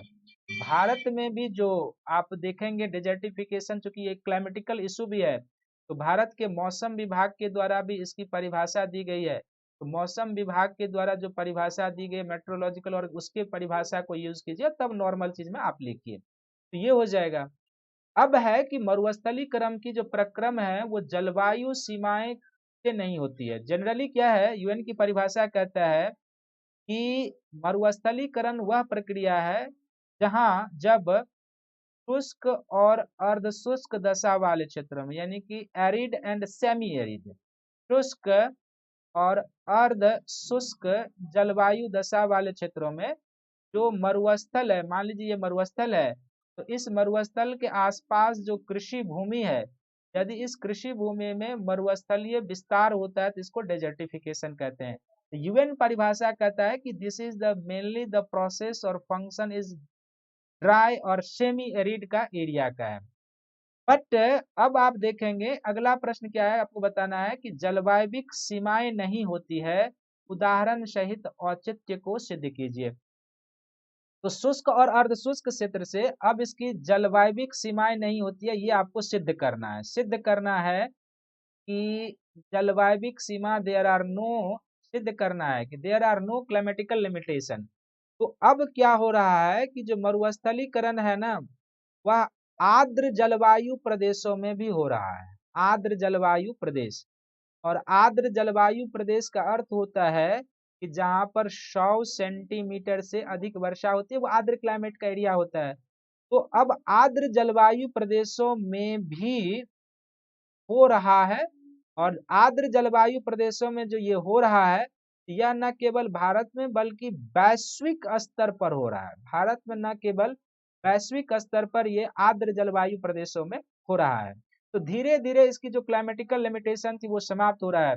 और वैश्विक स्तर का आप एग्जाम्पल लिख सकते हैं कि ऑस्ट्रेलिया में मरुस्थल का क्षेत्र बढ़ रहा है, अफ्रीका में मरुस्थल का क्षेत्र बढ़ रहा है, जो नॉर्थ अमेरिका है वहां पर मरुस्थल का क्षेत्र बढ़ रहा है आर्द्र रीजन में, साउथ अमेरिका में बढ़ रहा है, और भारत में भी आप देखेंगे कि बढ़ रहा है। भारत में ही आप देखेंगे कि हमारे यहाँ जो थार मरुस्थल, जो शुष्क मरुस्थल है, उसका विस्तार हो रहा है, पंजाब की तरफ इसका विस्तार हो रहा है, इसका विस्तार हरियाणा की तरफ हो रहा है, इसका विस्तार वेस्टर्न यूपी की तरफ हो रहा है। तो जाहिर सी बात है कि जब इधर होगा तो ये धीरे धीरे अब शुष्क और अर्धशुष्क जलवायु प्रदेशों से हटकर आर्द्र जलवायु प्रदेश की ओर शिफ्ट कर रहा है। इस तरीके से एग्जाम्पल से आपको अपने तर्कों को बताना है। यहाँ पर जब आप लिखें तो इसरो के कुछ डाटा को भी इनपुट कर दें कि इसरो का डाटा कहता है कि 1996 में जो थार मरुस्थल था उसका क्षेत्रफल कितना था, और 2016 में जो एटलस प्रस्तुत हुआ है उसके अनुसार से थार मरुस्थल का क्षेत्रफल कितना इंक्रीज कर गया है। यदि आप ये देते हैं तो आपके आंसर और मजबूत हो जाते हैं इस तरीके से। और फिर जब आप ये लिखेंगे कि आर्द्र जलवायु प्रदेशों की ओर हो रहा है, अर्थात ये क्लाइमेटिकल जो बाउंड्री था इसका कि ये जनरली शुष्क और अर्धशुष्क जलवायु वाले क्षेत्र में होते हैं, उसकी विशेषता वो अब लगभग टूट चुका है। अब जब आप ये लिखेंगे तो फिर इसका आपको कारण भी बताना होगा कि आखिर ऐसा कारण क्या है कि जो शुष्क और अर्धशुष्क जलवायु दशा वाले क्षेत्रों में होना चाहिए वो अब आर्द्र जलवायु दशा वाले में हो रहा है। इसके कारण पर जाएंगे, डेजर्टिफिकेशन के कारण पर। तो कारण में आप इसको ग्लोबल क्लाइमेट चेंज से जोड़कर लिख सकते हैं, भूमि उपयोग परिवर्तन से लिख सकते हैं, ई वेस्ट के डंपिंग से लिख सकते हैं, अनसाइंटिफिक माइनिंग से लिख सकते हैं, फिर आप इसको जो है ओवर ग्रेजिंग से लिख सकते हैं जोड़ के। तो कुल मिला के आपको बताना है कि मरुस्थलीकरण क्या है। उस परिभाषा से आपको निकल कर आएगा कि ये शुष्क और अर्धशुष्क प्रदेश की विशेषता है, और फिर ये क्लाइमेटिकल बाउंड्री कैसे लांग रहे हैं तो उसका एग्जाम्पल देना है कि आर्द्र जलवायु की ओर भी हो रहा है, आर्द्र जलवायु में कहाँ हो रहा है उसका एग्जाम्पल देना है, और फिर उसका कारण बताना है कि क्यों ये आर्द्र जलवायु प्रदेश की ओर एक्सपेंस कर रहे हैं। बस इतना लिखेंगे तो आप देखिए 150 शब्द लिखना है, और 150 शब्द जब आप लिखेंगे तो इसका आंसर कितना व्यापक होगा, कितना बढ़ जाएगा, ये आप देख सकते हैं। तो ये इसका करेक्ट आंसर होगा। नेक्स्ट प्रश्न जो है वो है कि हिमालय के हिमनदों के पिघलने का भारत के जल संसाधन पर किस प्रकार दूरगामी प्रभाव पड़ेगा, ये आपको बताना है। तो सबसे पहले तो यहाँ पर जब आप आंसर करें 150 शब्दों में तो, और देखिए ये प्रश्न रिपीट प्रश्न है, ये प्रश्न कई बार यूपीएससी में पूछा गया है इस तरीके के प्रश्न। तो सबसे पहले आप परिचय लिखें, जल संसाधन के महत्व को बताएं। परिचय में आपको क्या बताना है, जल संसाधन का महत्व, जल संसाधन का इम्पोर्टेंस दिखाना, जल संसाधन का महत्व दिखाना है। किस संदर्भ में महत्व दिखाना है, तो जल संसाधन का महत्व जो हमारे लिए है बेसिकली आपको इसको सिंचाई के संदर्भ में दिखाना है, आपको इसको पेयजल के संदर्भ में दिखाना है, ना केवल पेयजल बल्कि उद्योग के लिए जो जल की जरूरत होती है, जो उद्योग के लिए जल की जरूरत होती है उसको देना है,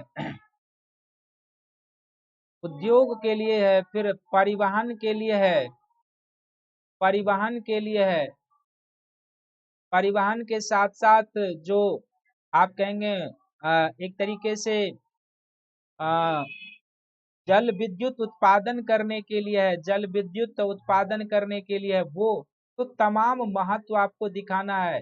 घरेलू कार्य के लिए जो इसका महत्व है वो आपको बताना है। अब इसको संक्षिप्त में लिखना है, ये ध्यान में रखना जल संसाधन के महत्व को। अब जो प्रश्न का मुख्य भाग है, इसके मुख्य भाग को बताना है कि मुख्य भाग में हिमनद के पिघलने का कारण, हिमनद के पिघलने का कारण।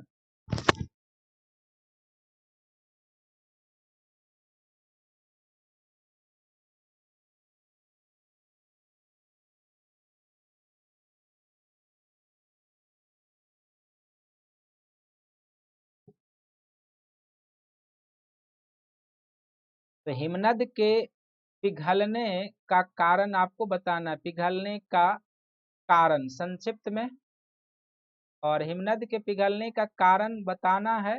और इस कारण के साथ कुछ कुछ आप जो आईपीसीसी की रिपोर्ट है वो जिक्र कर दीजिए। इस ये कहता है कि जिस तरीके से हिमालय के हिमनद पिघल रहे हैं, अगर उसी तरीके से यह पिघलता रहा तो 2050 तक हिमालय के 30% हिमनद जो है वो समाप्त हो जाएंगे, ये कहना है।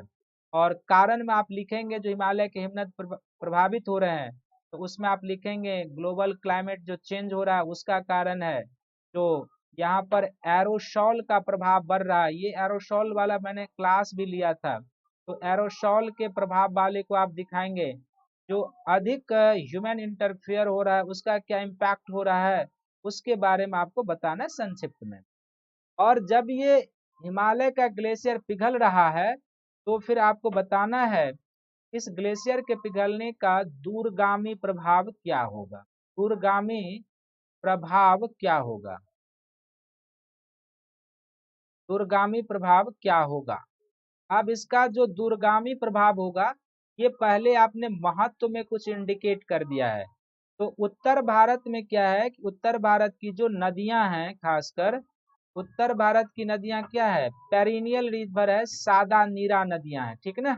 और ये सादा नीरा नदियां क्यों है, क्योंकि यह हिमालय के हिमनद से उत्पन्न होते हैं, और हिमालय से हिमनद से उत्पन्न होते हैं इसलिए इनमें वर्ष भर जमा वर्ष भर इसमें पानी रहता है।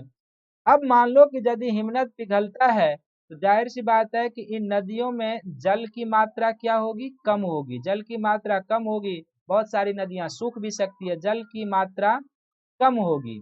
और जाहिर सी बात है कि जब जल की मात्रा कम होगी तो इसका क्या इम्पैक्ट पड़ेगा जल संसाधन पर, तो जल संसाधन तो कम होगा ही, साथ ही आपके लिए सिंचाई की जल की कमी हो जाएगी, पेयजल के लिए जल की कमी हो जाएगी, उद्योग के लिए जल की कमी हो जाएगी, परिवहन के लिए जरूरत वो कम हो जाएगी, जल विद्युत पैदावार के लिए जल की कमी होगी, घरेलू कार्यों के लिए से कमी हो गई। यानी कुल मिलाकर वाटर क्राइसिस की स्थिति काफी क्रिटिकल हो सकती है, जल संकट की जो स्थिति है अभी भी वो काफी क्रिटिकल हो सकती है, ये आपको बताना है। और जब ये जल संकट क्रिटिकल होगा जल संसाधन का, तो इसका एक और लाइन आप लिख सकते हैं कि इसके कारण अंतरराज्यीय नदी जल विवाद और बढ़ जाएगा, जो अभी भी है वो आगे चलकर और बढ़ेगा। तो इसको समझ विकसित करके लिखना है। सबसे आपको दिखाना था कि महत्व क्या है हमारे लिए हिमालय के हिमनद का, तो वो जल संसाधन के महत्व को दिखाइए, फिर हिमनद के पिघलने के रेट को बताइए, उसके कारण को बताइए संक्षिप्त में, और फिर जब ये हिमनद पिघल रहे हैं तो उसका क्या क्या प्रभाव होगा उसको आप बताइए। तो आपका जो आंसर है बिल्कुल एक्यूरेट हो जाएगा और अच्छे से आपको नंबर मिलेंगे, ये इसका करेक्ट आंसर होगा। नेक्स्ट प्रश्न जो ज्योग्राफी का है वो भी क्या है कि वर्तमान में इस्पात उद्योग कच्चे माल के स्रोत से दूर स्थित उदाहरण सहित कारण बताइए। देखिए ये भी जब मैंने एनसीईआरटी का क्लास ले रहा था मैं यूट्यूब पर, एज इट इज बताया है। जो 7वें क्लास का एनसीईआरटी का लिया था और जो 8th क्लास के एनसीईआरटी का लिया था आप जाकर देखिए, फिर जब 11th क्लास का लिया था, तीनों क्लास के एनसीईआरटी में ये टॉपिक है और मैंने इस पर डिटेल से चर्चा किया था कि किस तरीके से ट्रेंड चेंज हो रहा है। और ये प्रश्न एक बार और पूछा, ये रिपीटेड प्रश्न है, उसमें प्रश्न थोड़ा सा अंतर है। प्रश्न क्या है कि विश्व में लौह इस्पात उद्योग के बदलते हुए स्थानीयकरण की प्रवृत्ति के बारे में बताइए।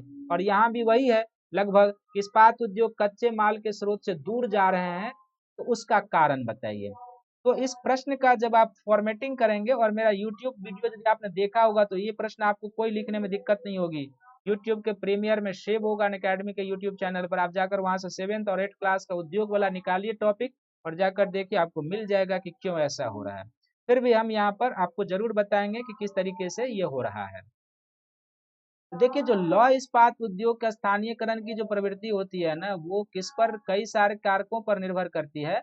तो जब आप ऐसे ही प्रश्न की लिखें, तो सबसे पहले आप बताएं, इसमें परिचय लिखें, इंट्रोडक्शन छोटा सा और 150 शब्द का ही है। तो सबसे पहले आपको यहाँ पर क्या लिखना है, परिचय लिखना है। और परिचय में संक्षिप्त में बताएं कि उद्योग के स्थानीयकरण को प्रभावित करने वाले कारक के बारे में। उद्योग के स्थानीयकरण को प्रभावित करने वाले का, वहां कॉमा, क्योंकि जब उद्योग के स्थानीयकरण के कारण को लिखेंगे तो यही 100 शब्द में चला है, कॉमा दे दे के ये फैक्टर जो है सो है, उसमें कच्चा माल ये प्रमुख होता है। स्थानीयकरण को प्रभावित करने वाले कारक, तो ये आप सभी जानते हैं, मैंने इस पर 3 क्लास 4 क्लास लिया है, तो वो यहाँ से भी आप जाकर देख सकते हैं कि मैंने 15-16 पॉइंट बताया है कि उद्योग के स्थानीयकरण को प्रभावित करने वाले कारक कौन कौन से होते हैं, वो आपको बताना है। पहले तो ये संक्षिप्त में आप इंट्रोडक्शन में लिखिए। अब है कि लौह इस्पात उद्योग कच्चे माल के स्रोत से दूर स्थित है। तो सबसे पहले डायरेक्ट प्रश्न पर आइए, कच्चे माल के स्रोत से दूर उद्योग, स्रोत से दूर उद्योग, भारत से डायरेक्ट एग्जाम्पल लीजिए, कच्चे माल के स्रोत से दूर उद्योग। तो लौह इस्पात का कच्चा माल क्या है, तो इसका जो प्रमुख कच्चा माल है वह क्या हो जाएगा, लौह अयस्क हो जाएगा। ये तो सभी आप लोग जानते हैं, लौह अयस्क को चाहिए, फिर कोकिंग कोल चाहिए, इसके लिए कोयला चाहिए, कोकिंग कोल चाहिए, फिर इसके लिए जो है सो भट्टी बनाने के लिए चूना पत्थर चाहिए, चूना पत्थर चाहिए, और अन्य चीज जब बनाएंगे इस्पात तो मैग्नीज, ये सब आपको चाहिए। तो प्रारंभ में जो लौह इस्पात उद्योग भारत में भी लोकेट हुआ और अन्य जगहों पर भी लोकेट हुआ, तो प्रारंभ के उद्योग यही कच्चे माल के स्रोत के नजदीक स्थापित हुए थे, कच्चे माल के नजदीक, यानी कि जहां पर लौह इस्पात की उपलब्धता थी वहां स्थापित हुए, या जहां पर कोयला उपलब्ध था वहां स्थापित हुए। क्यों? क्योंकि जो ये उद्योग होता है लौह इस्पात उद्योग, यह क्या होता है ना, अशुद्ध कच्चे माल पर आधारित होता है, इम्प्योर रॉ एंड मटेरियल पर। और जो उद्योग अशुद्ध कच्चे माल पर आधारित होगा, जैसे गन्ना उद्योग भी है, तो वह उद्योग वहीं स्थापित होगा जहां पर कच्चे माल की उत्पादन होती है या कच्चा माल मिलता है। यदि उसको कच्चे माल से हटा के बाजार केंद्र पर ले जाया जाएगा, तो उद्योग में परिवहन लागत अधिक आएगी और ये हानि। ये सभी मैंने यूट्यूब के उस वीडियो में बताया हुआ है। तो पहले कहाँ लगते थे, चाहे आप देख लो, भारत में भिलाई स्टील प्लांट है, लोहा और कोयला दोनों के नजदीक है। आप राउरकेला देख लो, वो लौह अयस्क के नजदीक है। दुर्गापुर देख लो, कोयला के नजदीक है। इसको देख लो, कोयला और लोहा के नजदीक है। जमशेदपुर देख लो, दोनों के नजदीक है। तो ये जितना कर्नाटक में देख लो, लोहा इस्पात के नजदीक है, तो सब था पहले कच्चे माल के नजदीक। अब क्या हो रहा है, कच्चे माल से दूर जा रहे हैं। तो कच्चे माल से दूर का जो अपने यहाँ सबसे बेस्ट एग्जाम्पल है, वह है विशाखापत्तनम। विशाखापत्तनम अपने यहाँ इसका एक एग्जाम्पल है। दूसरा, इसमें आप बोकारो जो स्टील प्लांट है उसको भी रख सकते हैं, बोकारो को रख सकते हैं। इसी तरीके से सलेम स्टील प्लांट जो तमिलनाडु में है, आप उसको भी रख सकते हैं। आगे जो प्रस्तावित है महाराष्ट्र के डॉल्वी में, आप उसको भी रख सकते हैं। ये सब हो जाएगा। अब यहाँ पर देखो कि ये विशाखापत्तनम का लौह इस्पात उद्योग है, यहाँ पे ये हो जाएगा विशाखापत्तनम का। तो विशाखापत्तनम के पास ना तो कोयला है और ना ही लौह अयस्क की सुविधा है, फिर भी ये उद्योग स्थापित है। तो ये तो आपने एग्जाम्पल दे दिया उदाहरण सहित, तो उदाहरण तो आपने दिया, लेकिन अब इन उद्योग के यहाँ पर क्यों लोकेट हुए हैं, तो इसका आपको कारण बताना है कि इसका रीजन क्या है कि ऐसा हो रहा है। अब देखियो, सबसे पहले जो विशाखापत्तनम है ना, ये क्या है कि निर्यात ओरिएंटेड है, निर्यात उन्मुख है, निर्यात आधारित है, अर्थात दक्षिण पूर्व एशियाई देशों को लौह अयस्क की आपूर्ति करना इसका उद्देश्य है, निर्यात आधारित है। दूसरा इस यहाँ पर क्या सुविधा है, तो विशाखापत्तनम बंदरगाह की सुविधा है, भारी सामान ले जाने बंदरगाह की सुविधा है। तीसरा ये जो है क्या है, परिवहन फैसिलिटी पर आधारित है, जो कोलकाता से कन्याकुमारी को पूर्वी रेल जाती है उसी मार्ग पर अवस्थित है। तो रेल परिवहन की सुविधा है, रेल परिवहन की सुविधा है, ये तीन फैसिलिटी है। और इसलिए कच्चा माल ना होने के बावजूद भी ये उद्योग है, क्योंकि जो रेल बंगाल से यानी कोलकाता से कन्याकुमारी को जाती है, उसी रेल मार्ग से उड़ीसा से होते हुए जब वो आती है तो बादाम पहाड़ मयूरभंज सबसे यहाँ से लौह अयस्क आ जाता है और यहाँ आ जाता है। कुछ छत्तीसगढ़ के बैलाडीला खान से भी यहाँ लौह अयस्क आ जाता है। जो झारखंड का जो झरिया और जो पश्चिम बंगाल का जो रानीगंज क्षेत्र है वहां से भी इसको कोयला मिल जाता है, वहां पर उद्योग लगा दिया गया है। और बेसिकली ये निर्यात ओरिएंटेड है, बंदरगाह की सुविधा और रेल परिवहन। इसलिए क्या हो रहा है कि परंपरागत जो कच्चे माल के नजदीक लगते थे, लौह अयस्क के नजदीक या कोयले के नजदीक, वो ट्रेंड अब भारत में भी कम हो रहा है और विश्व में भी। दूसरा आप देंगे जो बोकारो है, तो बोकारो भी परिवहन लागत बचत के सिद्धांत पर आधारित सबसे बेस्ट एग्जाम्पल है। बोकारो में क्या होता है ना कि यहाँ पर राउरकेला में उड़ीसा में राउरकेला स्टील प्लांट है। तो राउरकेला स्टील प्लांट को क्या है ना, झरिया से कोयला मिलता है, झरिया जो झारखंड में वहां से कोयला मिलता है। तो इसी झरिया और राउरकेला के बीच में मार्ग पर पड़ता है बोकारो, यहाँ पर बोकारो पड़ता है। तो जो रेल मार्ग झारखंड के झरिया से कोयला लेकर राउरकेला के लिए आता, वही जाते समय तो खाली जाता, तो परिवहन लागत अधिक लगती। तो ये रेल क्या करती है, मालगाड़ी जाते समय उड़ीसा के बादाम पयार मयूरभंज इन सब क्षेत्र से क्या करती है, लौह अयस्क उठा लेती है और जाते समय बोकारो को स्टील प्लांट को दे दिया, थोड़ा सा आगे गए झरिया में कोयला उठाया, फिर लौटे राउरकेला आए, फिर यहाँ से लौह अयस्क उठाया, फिर बोकारो गए उसको सुपुर्द कर दिए। तो बेबर का जो औद्योगिक मॉडल है परिवहन लागत बचत का मॉडल, उस पर ये बोकारो स्टील प्लांट है। आप यहाँ पर लिख सकते हैं कि यह बेबर के परिवहन लागत बचत सिद्धांत पर आधारित है।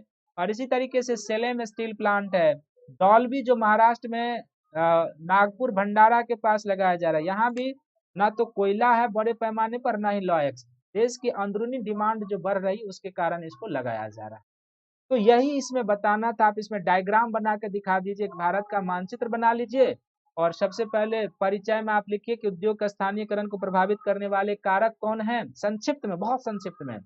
फिर क्यों लौह इस्पात उद्योग कच्चे माल के स्रोत से दूर जा रहे हैं, कुछ उसका एग्जाम्पल और उसका रीजन बता देना। क्योंकि आप ये नहीं कह सकते कि पहले उद्योग जो है सो कोयला और लोहा के नजदीक होता है, जब ये सब लिखने लगेंगे अशुद्ध कच्चे माल पर होता है तो फिर आप जो डिमांड है वहां नहीं, क्योंकि शब्द सीमा लिमिट है, तो इसको ध्यान में रखना है। यही इस प्रश्न का उत्तर है। और इसमें यदि आप वर्ल्ड का एग्जाम्पल दे सकें, तो वर्ल्ड का यदि एक आध एग्जाम्पल आप दे दें तो वो आपके लिए और बेहतर हो जाएगा, या आपके लिए मच बेटर हो जाएगा। तो यहाँ पर भी मैपिंग आप कर सकते हैं और मैपिंग डाल के आप एक दो नंबर एक्स्ट्रा उठा सकते हैं। कोई फ्लैट लिख के यदि 10 नंबर के प्रश्न में 4 नंबर लाएगा, 5 नंबर लाएगा, 5 नंबर तो उसी प्रश्न में आप सारे 6 नंबर ला सकते हैं, 7 नंबर तक भी ला सकते हैं। इतना नंबर आ जाए तब तो फिर तो कहानी ही अलग हो जाएगी। तो ये इस प्रश्न का उत्तर होगा। नेक्स्ट प्रश्न है कि नदियों को आपस में जोड़ना सूखा, बाढ़ और बाधित जल परिवहन जैसी बहुआयामी अंतर संबंधित समस्याओं का व्यावहारिक समाधान दे सकता है, आलोचनात्मक परीक्षण कीजिए। बड़ा ही अप्लाइड प्रश्न है, चर्चा में रहने वाला। तो जब आप आंसर करेंगे तो सबसे पहले इस और 250 शब्द में लिखना है, ये यहाँ पर ध्यान में रखना है। तो सबसे पहले आप परिचय लिखेंगे। तो परिचय क्या लिखेंगे, तो सबसे पहले नदी जोड़ो परियोजना के बारे में बताएंगे, नदी जोड़ो परियोजना के बारे में बताएंगे, ठीक है ना। और नदी जोड़ो परियोजना क्या है के बारे में आप थोड़ा सा डिफिनेशनात्मक बताएंगे, परिभाषिक। और यहाँ पर इसके बारे में बता के गंगा कावेरी लिंक सब की चर्चा करके आप यहाँ पर एक भारत का मैप बनाएं और उस मैप पर इसे प्रदर्शित करने का प्रयास करें। अब जो प्रश्न का जो मुख्य भाग है, तो उस मुख्य भाग में 3 चीजों पर फोकस किया गया है। एक इसमें फोकस किया गया है कि यह कैसे बाढ़ की समस्या का समाधान कर सकता है। दूसरा, यह कैसे सूखे की समस्या का समाधान कर सकता है, और कैसे ये जल परिवहन को बढ़ावा दे सकता है, ये इसमें डिमांड है कि जल परिवहन को यह कैसे बढ़ावा दे सकता है। 3 चीजें। तो इस प्रश्न के उत्तर को जानने के लिए थोड़ा सा आप इधर आ जाइए कि अपने यहाँ क्या है कि जो मानसून का समय होता है ना, तो मानसून के समय में 2 परिस्थितियां आपको देखने को मिलती होगी। वो परिस्थितियां क्या देखने को मिलती होगी? तो एक परिस्थितियां हमें उत्तर भारत में देखने को मिलती है, एक परिस्थितियां उत्तर भारत में, और दूसरी परिस्थितियां हमें दक्षिण भारत में भी देखने को मिलती है। उत्तर भारत में क्या देखने को मिलती है? जब मानसून के समय में अधिक वर्षा होती है, तो पूरे उत्तर भारत में बाढ़, फ्लड की समस्या। और ठीक इसी समय दक्षिण भारत में जल की कमी जो होती है, तो वो सूखे का कारण बनता है। जो आप देखेंगे अप्रैल मई सब का समय होता है, काफी सूखे का समय होता है, और मानसून के समय में भी नदियों का जलस्तर बहुत नहीं बढ़ता है। तो ये जो है सो मूल प्रॉब्लम है भारत की। अत्यधिक वर्षा उत्तर भारत में बाढ़, कम वर्षा दक्षिण भारत में सूखे का कारण ये बन जाता है। अब जो हमारा रिवर लिंकिंग प्रोजेक्ट है, यदि आपने इसको मैप के थ्रू दर्शा दिया है, तो अब आप इस रिवर लिंकिंग प्रोजेक्ट के सहारे आप बताइए कि इसका ऑब्जेक्टिव क्या है और कैसे ये इन दोनों समस्याओं का समाधान कर सकता है, ये आप यहाँ पर बता सकते हैं। तो यहाँ पर एक मानचित्र आप बना लीजिए इस तरीके से, और फिर यहाँ पर आप इस तरीके से कुछ बताने का प्रयास करें। जब आप ये बताएंगे तो आप बताएंगे कि ये जो रिवर लिंकिंग प्रोजेक्ट है, ये किस तरीके से यहाँ पर है। अब इसमें आप देखेंगे कि मूल प्रोजेक्ट क्या है कि जो उत्तर भारत की जो ये गंगा नदी है, जो यमुना नदी है, जो ब्रह्मपुत्रा रिवर है, इन सब का जो सरप्लस जल है वो क्या कर रिवर को चैनलाइज करके गोदावरी में, फिर गंगा कावेरी लिंक बिल्कुल दक्षिण भारत तक यहाँ के जल को लेकर चला जाना। इसी को हम लोग क्या कहते हैं? गंगा कावेरी लिंक कहते हैं। ये कावेरी लिंक नहर है, इस पर सरकार काम भी कर रही है। तो यदि ऐसा हो जाता है नदी जोड़ो परियोजना के द्वारा कि हम उत्तर भारत में जो सरप्लस जल है, गंगा और उसकी सहायक नदी में, ब्रह्मपुत्र और उसकी सहायक नदी में, यमुना और उसकी सहायक नदी में जो सरप्लस वाटर है, इसको यदि हम चैनलाइज करके दक्षिण भारत की ओर लेकर चले जाते हैं, इसका क्या लाभ होगा कि जब ये जल दक्षिण भारत की ओर चला जाएगा तो उत्तर भारत में हम बाढ़ की समस्या का समाधान कर लेंगे। और जाहिर सी बात है कि यदि ये जल दक्षिण की ओर चला गया, वहां जल की कमी ही सूखे का कारण बनता है, तो हम सूखे की समस्या का भी समाधान कर लेंगे। तीसरा, ये जल परिवहन को कैसे प्रमोट कर सकता है? तो जाहिर सी बात है कि दक्षिण भारत में अभी भी आप देखेंगे कि जल परिवहन की सुविधा का विकास कम है। क्यों? क्योंकि दक्षिण भारत की जो नदियां हैं वो क्या है? मौसमी नदियां हैं।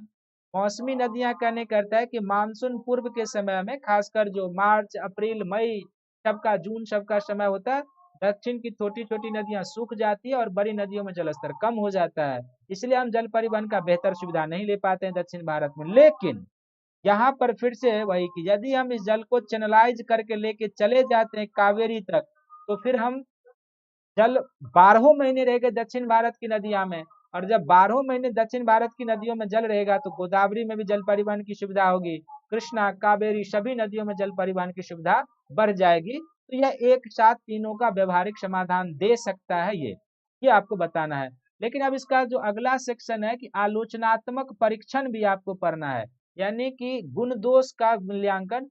तो इस परिवहन यानी इसके बनने से, जो कावेरी गंगा लिंक संपर्क है, इसके बनने से कठिनाइयां क्या उत्पन्न हो सकती है या इसके मार्ग में क्या बाधक है, ये आपको बताना है। तो देखो, जब चैनलाइज होगा तो आलोचना में आपको बताना होगा, यहाँ पे जब ये चैनलाइज होगा तो उससे क्या क्या समस्याएं आ सकती है वो आपको बताना है। सबसे पहले क्या होगा कि बड़े पैमाने पर निर्वनीकरण की संभावना है, क्योंकि जब चैनल नहर बनेगा तो जहां जहां से जाएगा उस एरिया से वन विनाश होगा।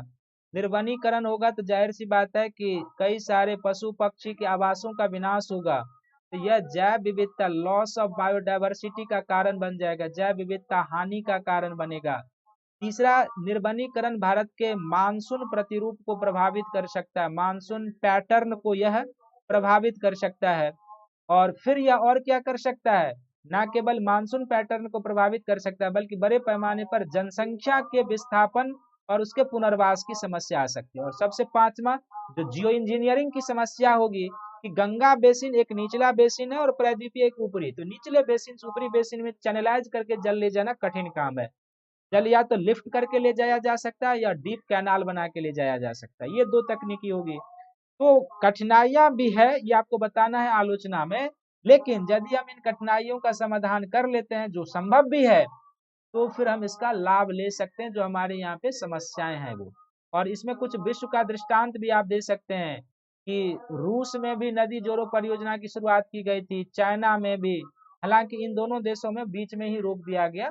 तो आप आलोचना वाले सेक्शन में लिख सकते हैं कि जब रूस और चीन जैसे देश जो पूंजी और टेक्नोलॉजी दोनों में सक्षम है, वहां पर इस परियोजना के व्यवहारिकता को कम देखा गया तो रोक दिया गया, तो भारत में भी ये समस्याएं आ सकती है। लेकिन फिर भी सरकार इस पर बढ़ रही है और ऐसा करके हम सूखा, बाढ़ और जो वो है उसका बेनिफिट उठा सकते हैं, ये ध्यान में रखें। बस यही इस प्रश्न का डिमांड है जो आपको लिखना है। सेक्शन वाइज में तोड़ कर लिखते जाइए प्रश्न को, तो उत्तर बहुत ही सॉलिड होगा और आपको कोई दिक्कत नहीं होगी, ये ध्यान में रखने की जरूरत है। नेक्स्ट प्रश्न जो है, भारत में 10 लक्षीय नगरों यानी कि जो महानगर है जिसकी जनसंख्या 10 लाख है, ये इसका अर्थ है। तो 10 लक्षीय नगरों में जिनमें हैदराबाद एवं पुणे हैं, जैसे स्मार्ट सिटी भी समझ लें, व्यापक बाढ़ के कारण बताइए और अस्थायी निराकरण। देखो ये प्रश्न भी रिपीट है, एक बार और शहरी बाढ़ पर प्रश्न पूछा हुआ है, तो ये 250 शब्दों में प्रश्न है और 250 शब्दों में तो आप इसको खूब बेहतर तरीके से लिख सकते हैं। बहुत रिपीटेड प्रश्न है और डिजास्टर मैनेजमेंट के कॉन्सेप्ट पर ये प्रश्न लिखा जाएगा, लेकिन है फर्स्ट पेपर में, डिजास्टर मैनेजमेंट थर्ड पेपर में, लेकिन कॉन्सेप्ट तो उसी पर होगा।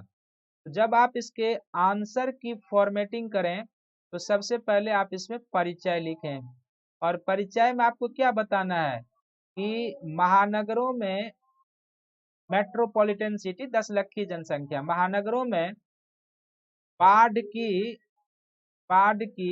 बढ़ती बारंबारता, बाढ़ की बढ़ती फ्रीक्वेंसी, बारंबारता, और इसका कुछ आप एग्जाम्पल दें, ना केवल हैदराबाद पुणे से बल्कि जो चेन्नई में हुआ है, आपने देखा होगा जब मुंबई होता है तो बाढ़ से डूब जाती है वो, तो ये आपको बताना है उदाहरणों के साथ। उदाहरण भी यहाँ पर दें, हैदराबाद पुणे तो शामिल ही करें, उदाहरण के साथ आप बताएं इसके बारे में। फिर जो प्रश्न का मुख्य भाग है वह है 2 सेक्शन में बटा हुआ है। तो मुख्य भाग जो 2 सेक्शन में बटा हुआ है उसका एक ए भाग है। ए भाग में क्या है कि आपको शहरी बाढ़ का कारण बताना है, यहाँ पर बाढ़ का कारण बताना है। और जब आप बाढ़ का कारण बताएंगे, एक ये सेक्शन है, और दूसरा इस बाढ़ का अस्थाई निदान क्या हो सकता है, ये आपको बताना है। अस्थाई निदान के बारे में आपको बताना है। तो एक बाढ़ का कारण, दूसरा अस्थाई निदान, तो बॉडी पार्ट, और बॉडी पार्ट के बाद जब आप जाएंगे तो प्रश्न का जो अगला सेक्शन हो जाएगा वो क्या हो जाएगा, निष्कर्ष के रूप में जाएगा, निष्कर्ष के रूप में।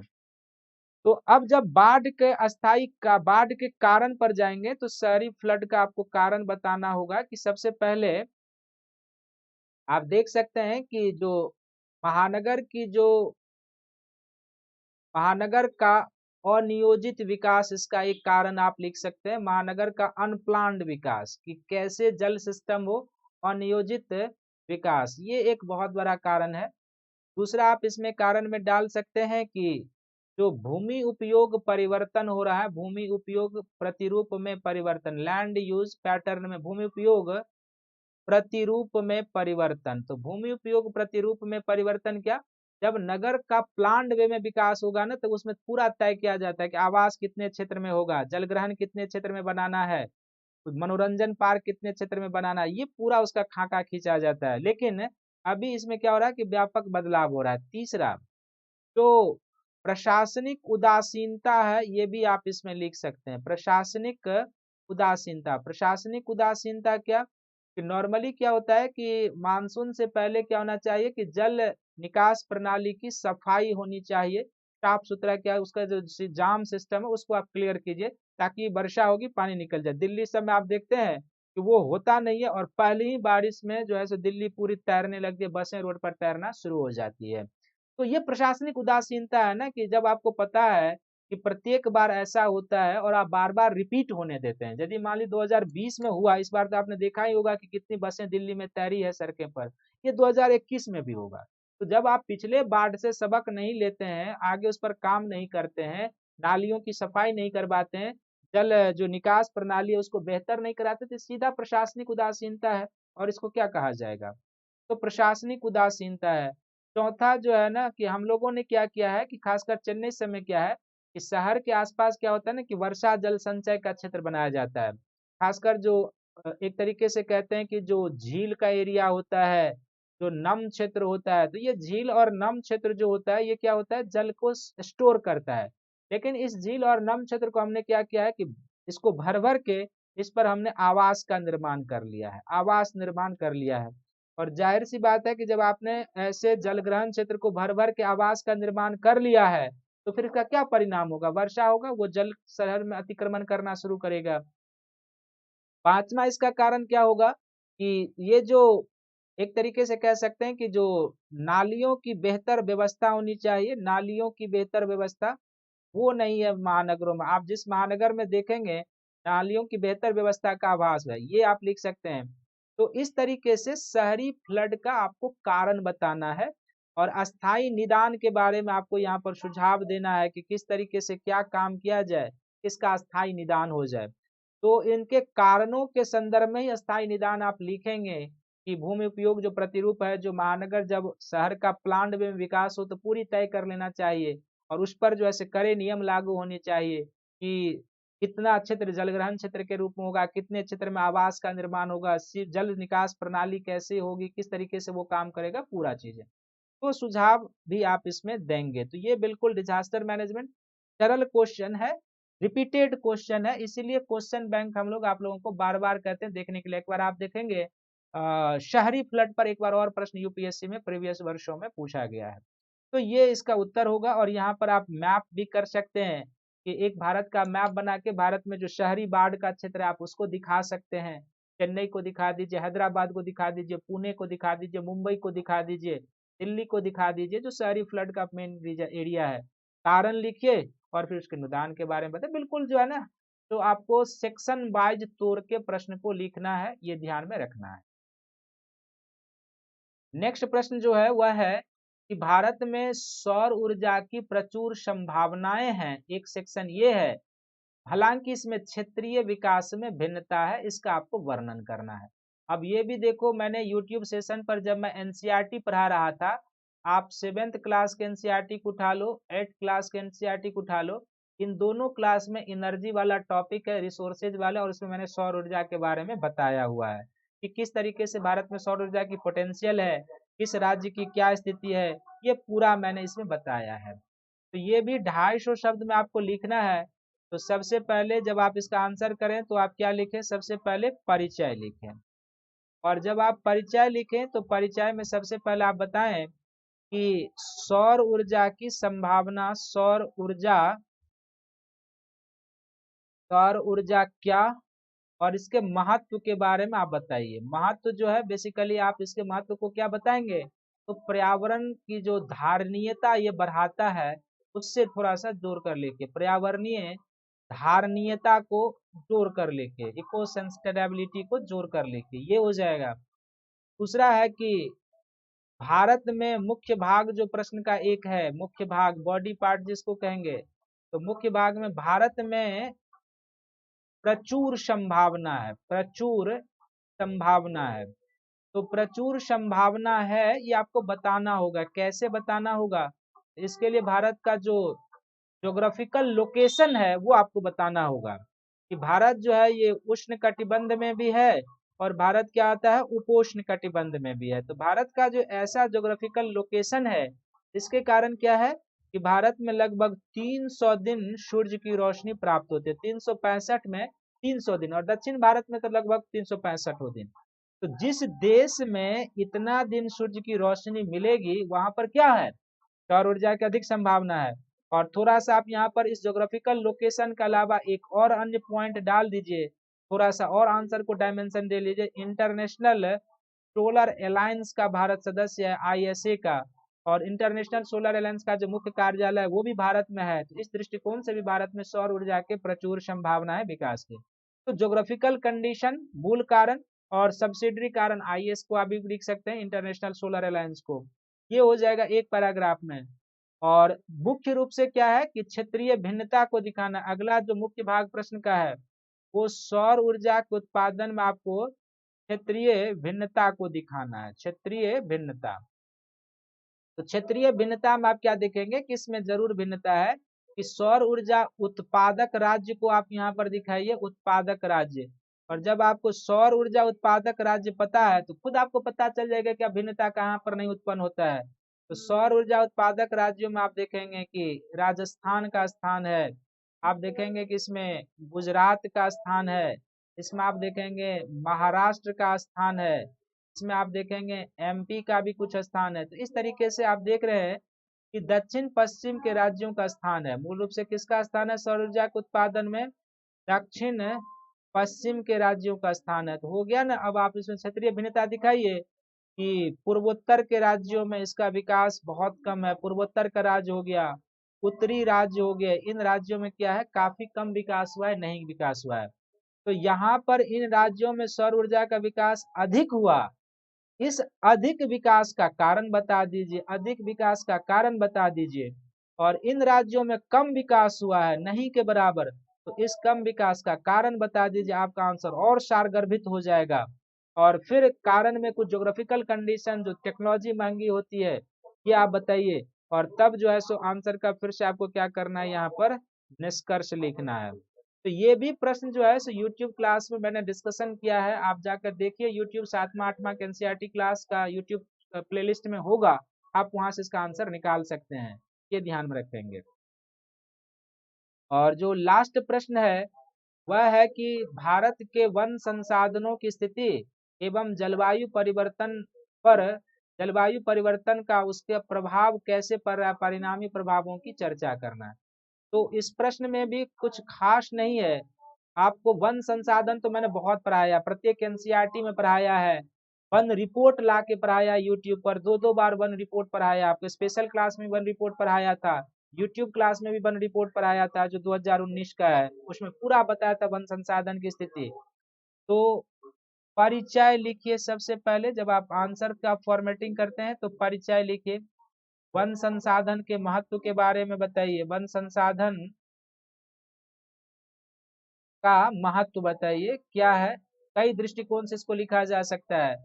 परिचय के बाद जो प्रश्न का मुख्य भाग होता है, तो आप उस मुख्य भाग में देखिए क्या लिखना है आपको। तो मुख्य भाग में भारत में वन संसाधन की स्थिति बताइए, भारत में वन संसाधन की स्थिति, वन संसाधन की स्थिति। अब देखो ये जो वन संसाधन की स्थिति है ना, यहाँ पर कुछ डाटा की रिक्वायरमेंट है। यदि आपके पास डाटा है तो डाटा की जरूरत है, और इस डाटा की जरूरत को आप पाई चार्ट के माध्यम से दिखा सकते हैं कि किस राज्य में कितना वन क्षेत्रफल है, टोटल कितना है प्रतिशत के रूप से, ये आप दिखाइए।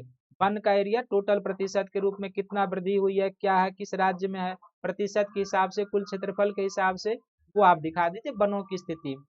और फिर मुख्य भाग का एक और सेक्शन है इसमें कि जलवायु परिवर्तन का क्या प्रभाव पड़ रहा है, यानी कि भारत के वन संसाधन पर जलवायु परिवर्तन का क्या प्रभाव पड़ रहा है, जलवायु परिवर्तन का प्रभाव, ये आप दिखा दीजिए कि जलवायु परिवर्तन का क्या प्रभाव पड़ रहा है वन संसाधन पर। तो इसका जो प्रभाव है ना वो आप दिखा सकते हैं, एक फॉरेस्ट फायर, वनाग्नि के रूप में आ रहा है, वनाग्नि के रूप में। और इसके कारण क्या हो रहा है, जो हमारे यहाँ वन संसाधन है वो एरिया सिमटते जा रहा है। तो बहुत सरल प्रश्न है। और जलवायु परिवर्तन के प्रभावों को और पॉइंट में आप लिख सकते हैं। तो मुख्य भाग का दो आंसर, दो भाग है, एक वन संसाधन की स्थिति जिसमें डाटा जो मैंने बताया वो, फिर प्रभाव, और फिर आप इसमें निष्कर्ष को सुझावात्मक देंगे निष्कर्ष में कि किस तरीके से इस प्रभाव से वन संसाधन को बताया जा सकता है। तो जो आप देखेंगे ना, मैंने जो पढ़ाया है फर्स्ट पेपर का, ना तो हिस्ट्री का कोई क्वेश्चन बाहर गया है और अधिकांश भूगोल का क्वेश्चन जो है सो आया है। भूगोल मैंने यूट्यूब सेक्शन पर पढ़ाया है, जो प्रश्न पढ़ाया है और जो बताया वो सब यूट्यूब पर रखा हुआ, आप जाकर देख सकते हैं। और इतिहास भी जो अभी यूट्यूब पर पढ़ा रहा हूँ, तो वो भी जो डायरेक्ट प्रश्न सब लग गया है वो भी आप यूट्यूब पर रखा हुआ है, आप जाकर देख सकते हैं। और मॉडर्न इंडिया का एक एक क्वेश्चन स्पेशल क्लास से आया हुआ है, वो भी आप जाकर देख सकते हैं। इसीलिए मैं कहूँगा कि आप सभी लोग जो है ना मेरा स्पेशल क्लास भी ज्वाइन कीजिए, सभी लोग स्पेशल क्लास भी ज्वाइन कर लीजिए। और स्पेशल क्लास होता है ना, मैं प्रत्येक दिन 7 AM को लेता हूँ, इसको ज्वाइन कीजिए। इसके लिए भी क्लास फ्री क्लास होता है, और ये जो फ्री क्लास होता है ना, ये भी आप अनअकैडमी के लर्निंग ऐप के थ्रू देख सकते हैं।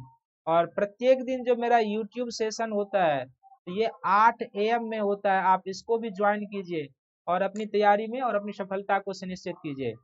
प्रश्न को देखिए, मेरा यूट्यूब क्लास जाकर सभी देख लीजिए। और स्पेशल क्लास कोई बाहर नहीं है, जो नहीं मिल रहा है वो मैंने खुद बता दिया है।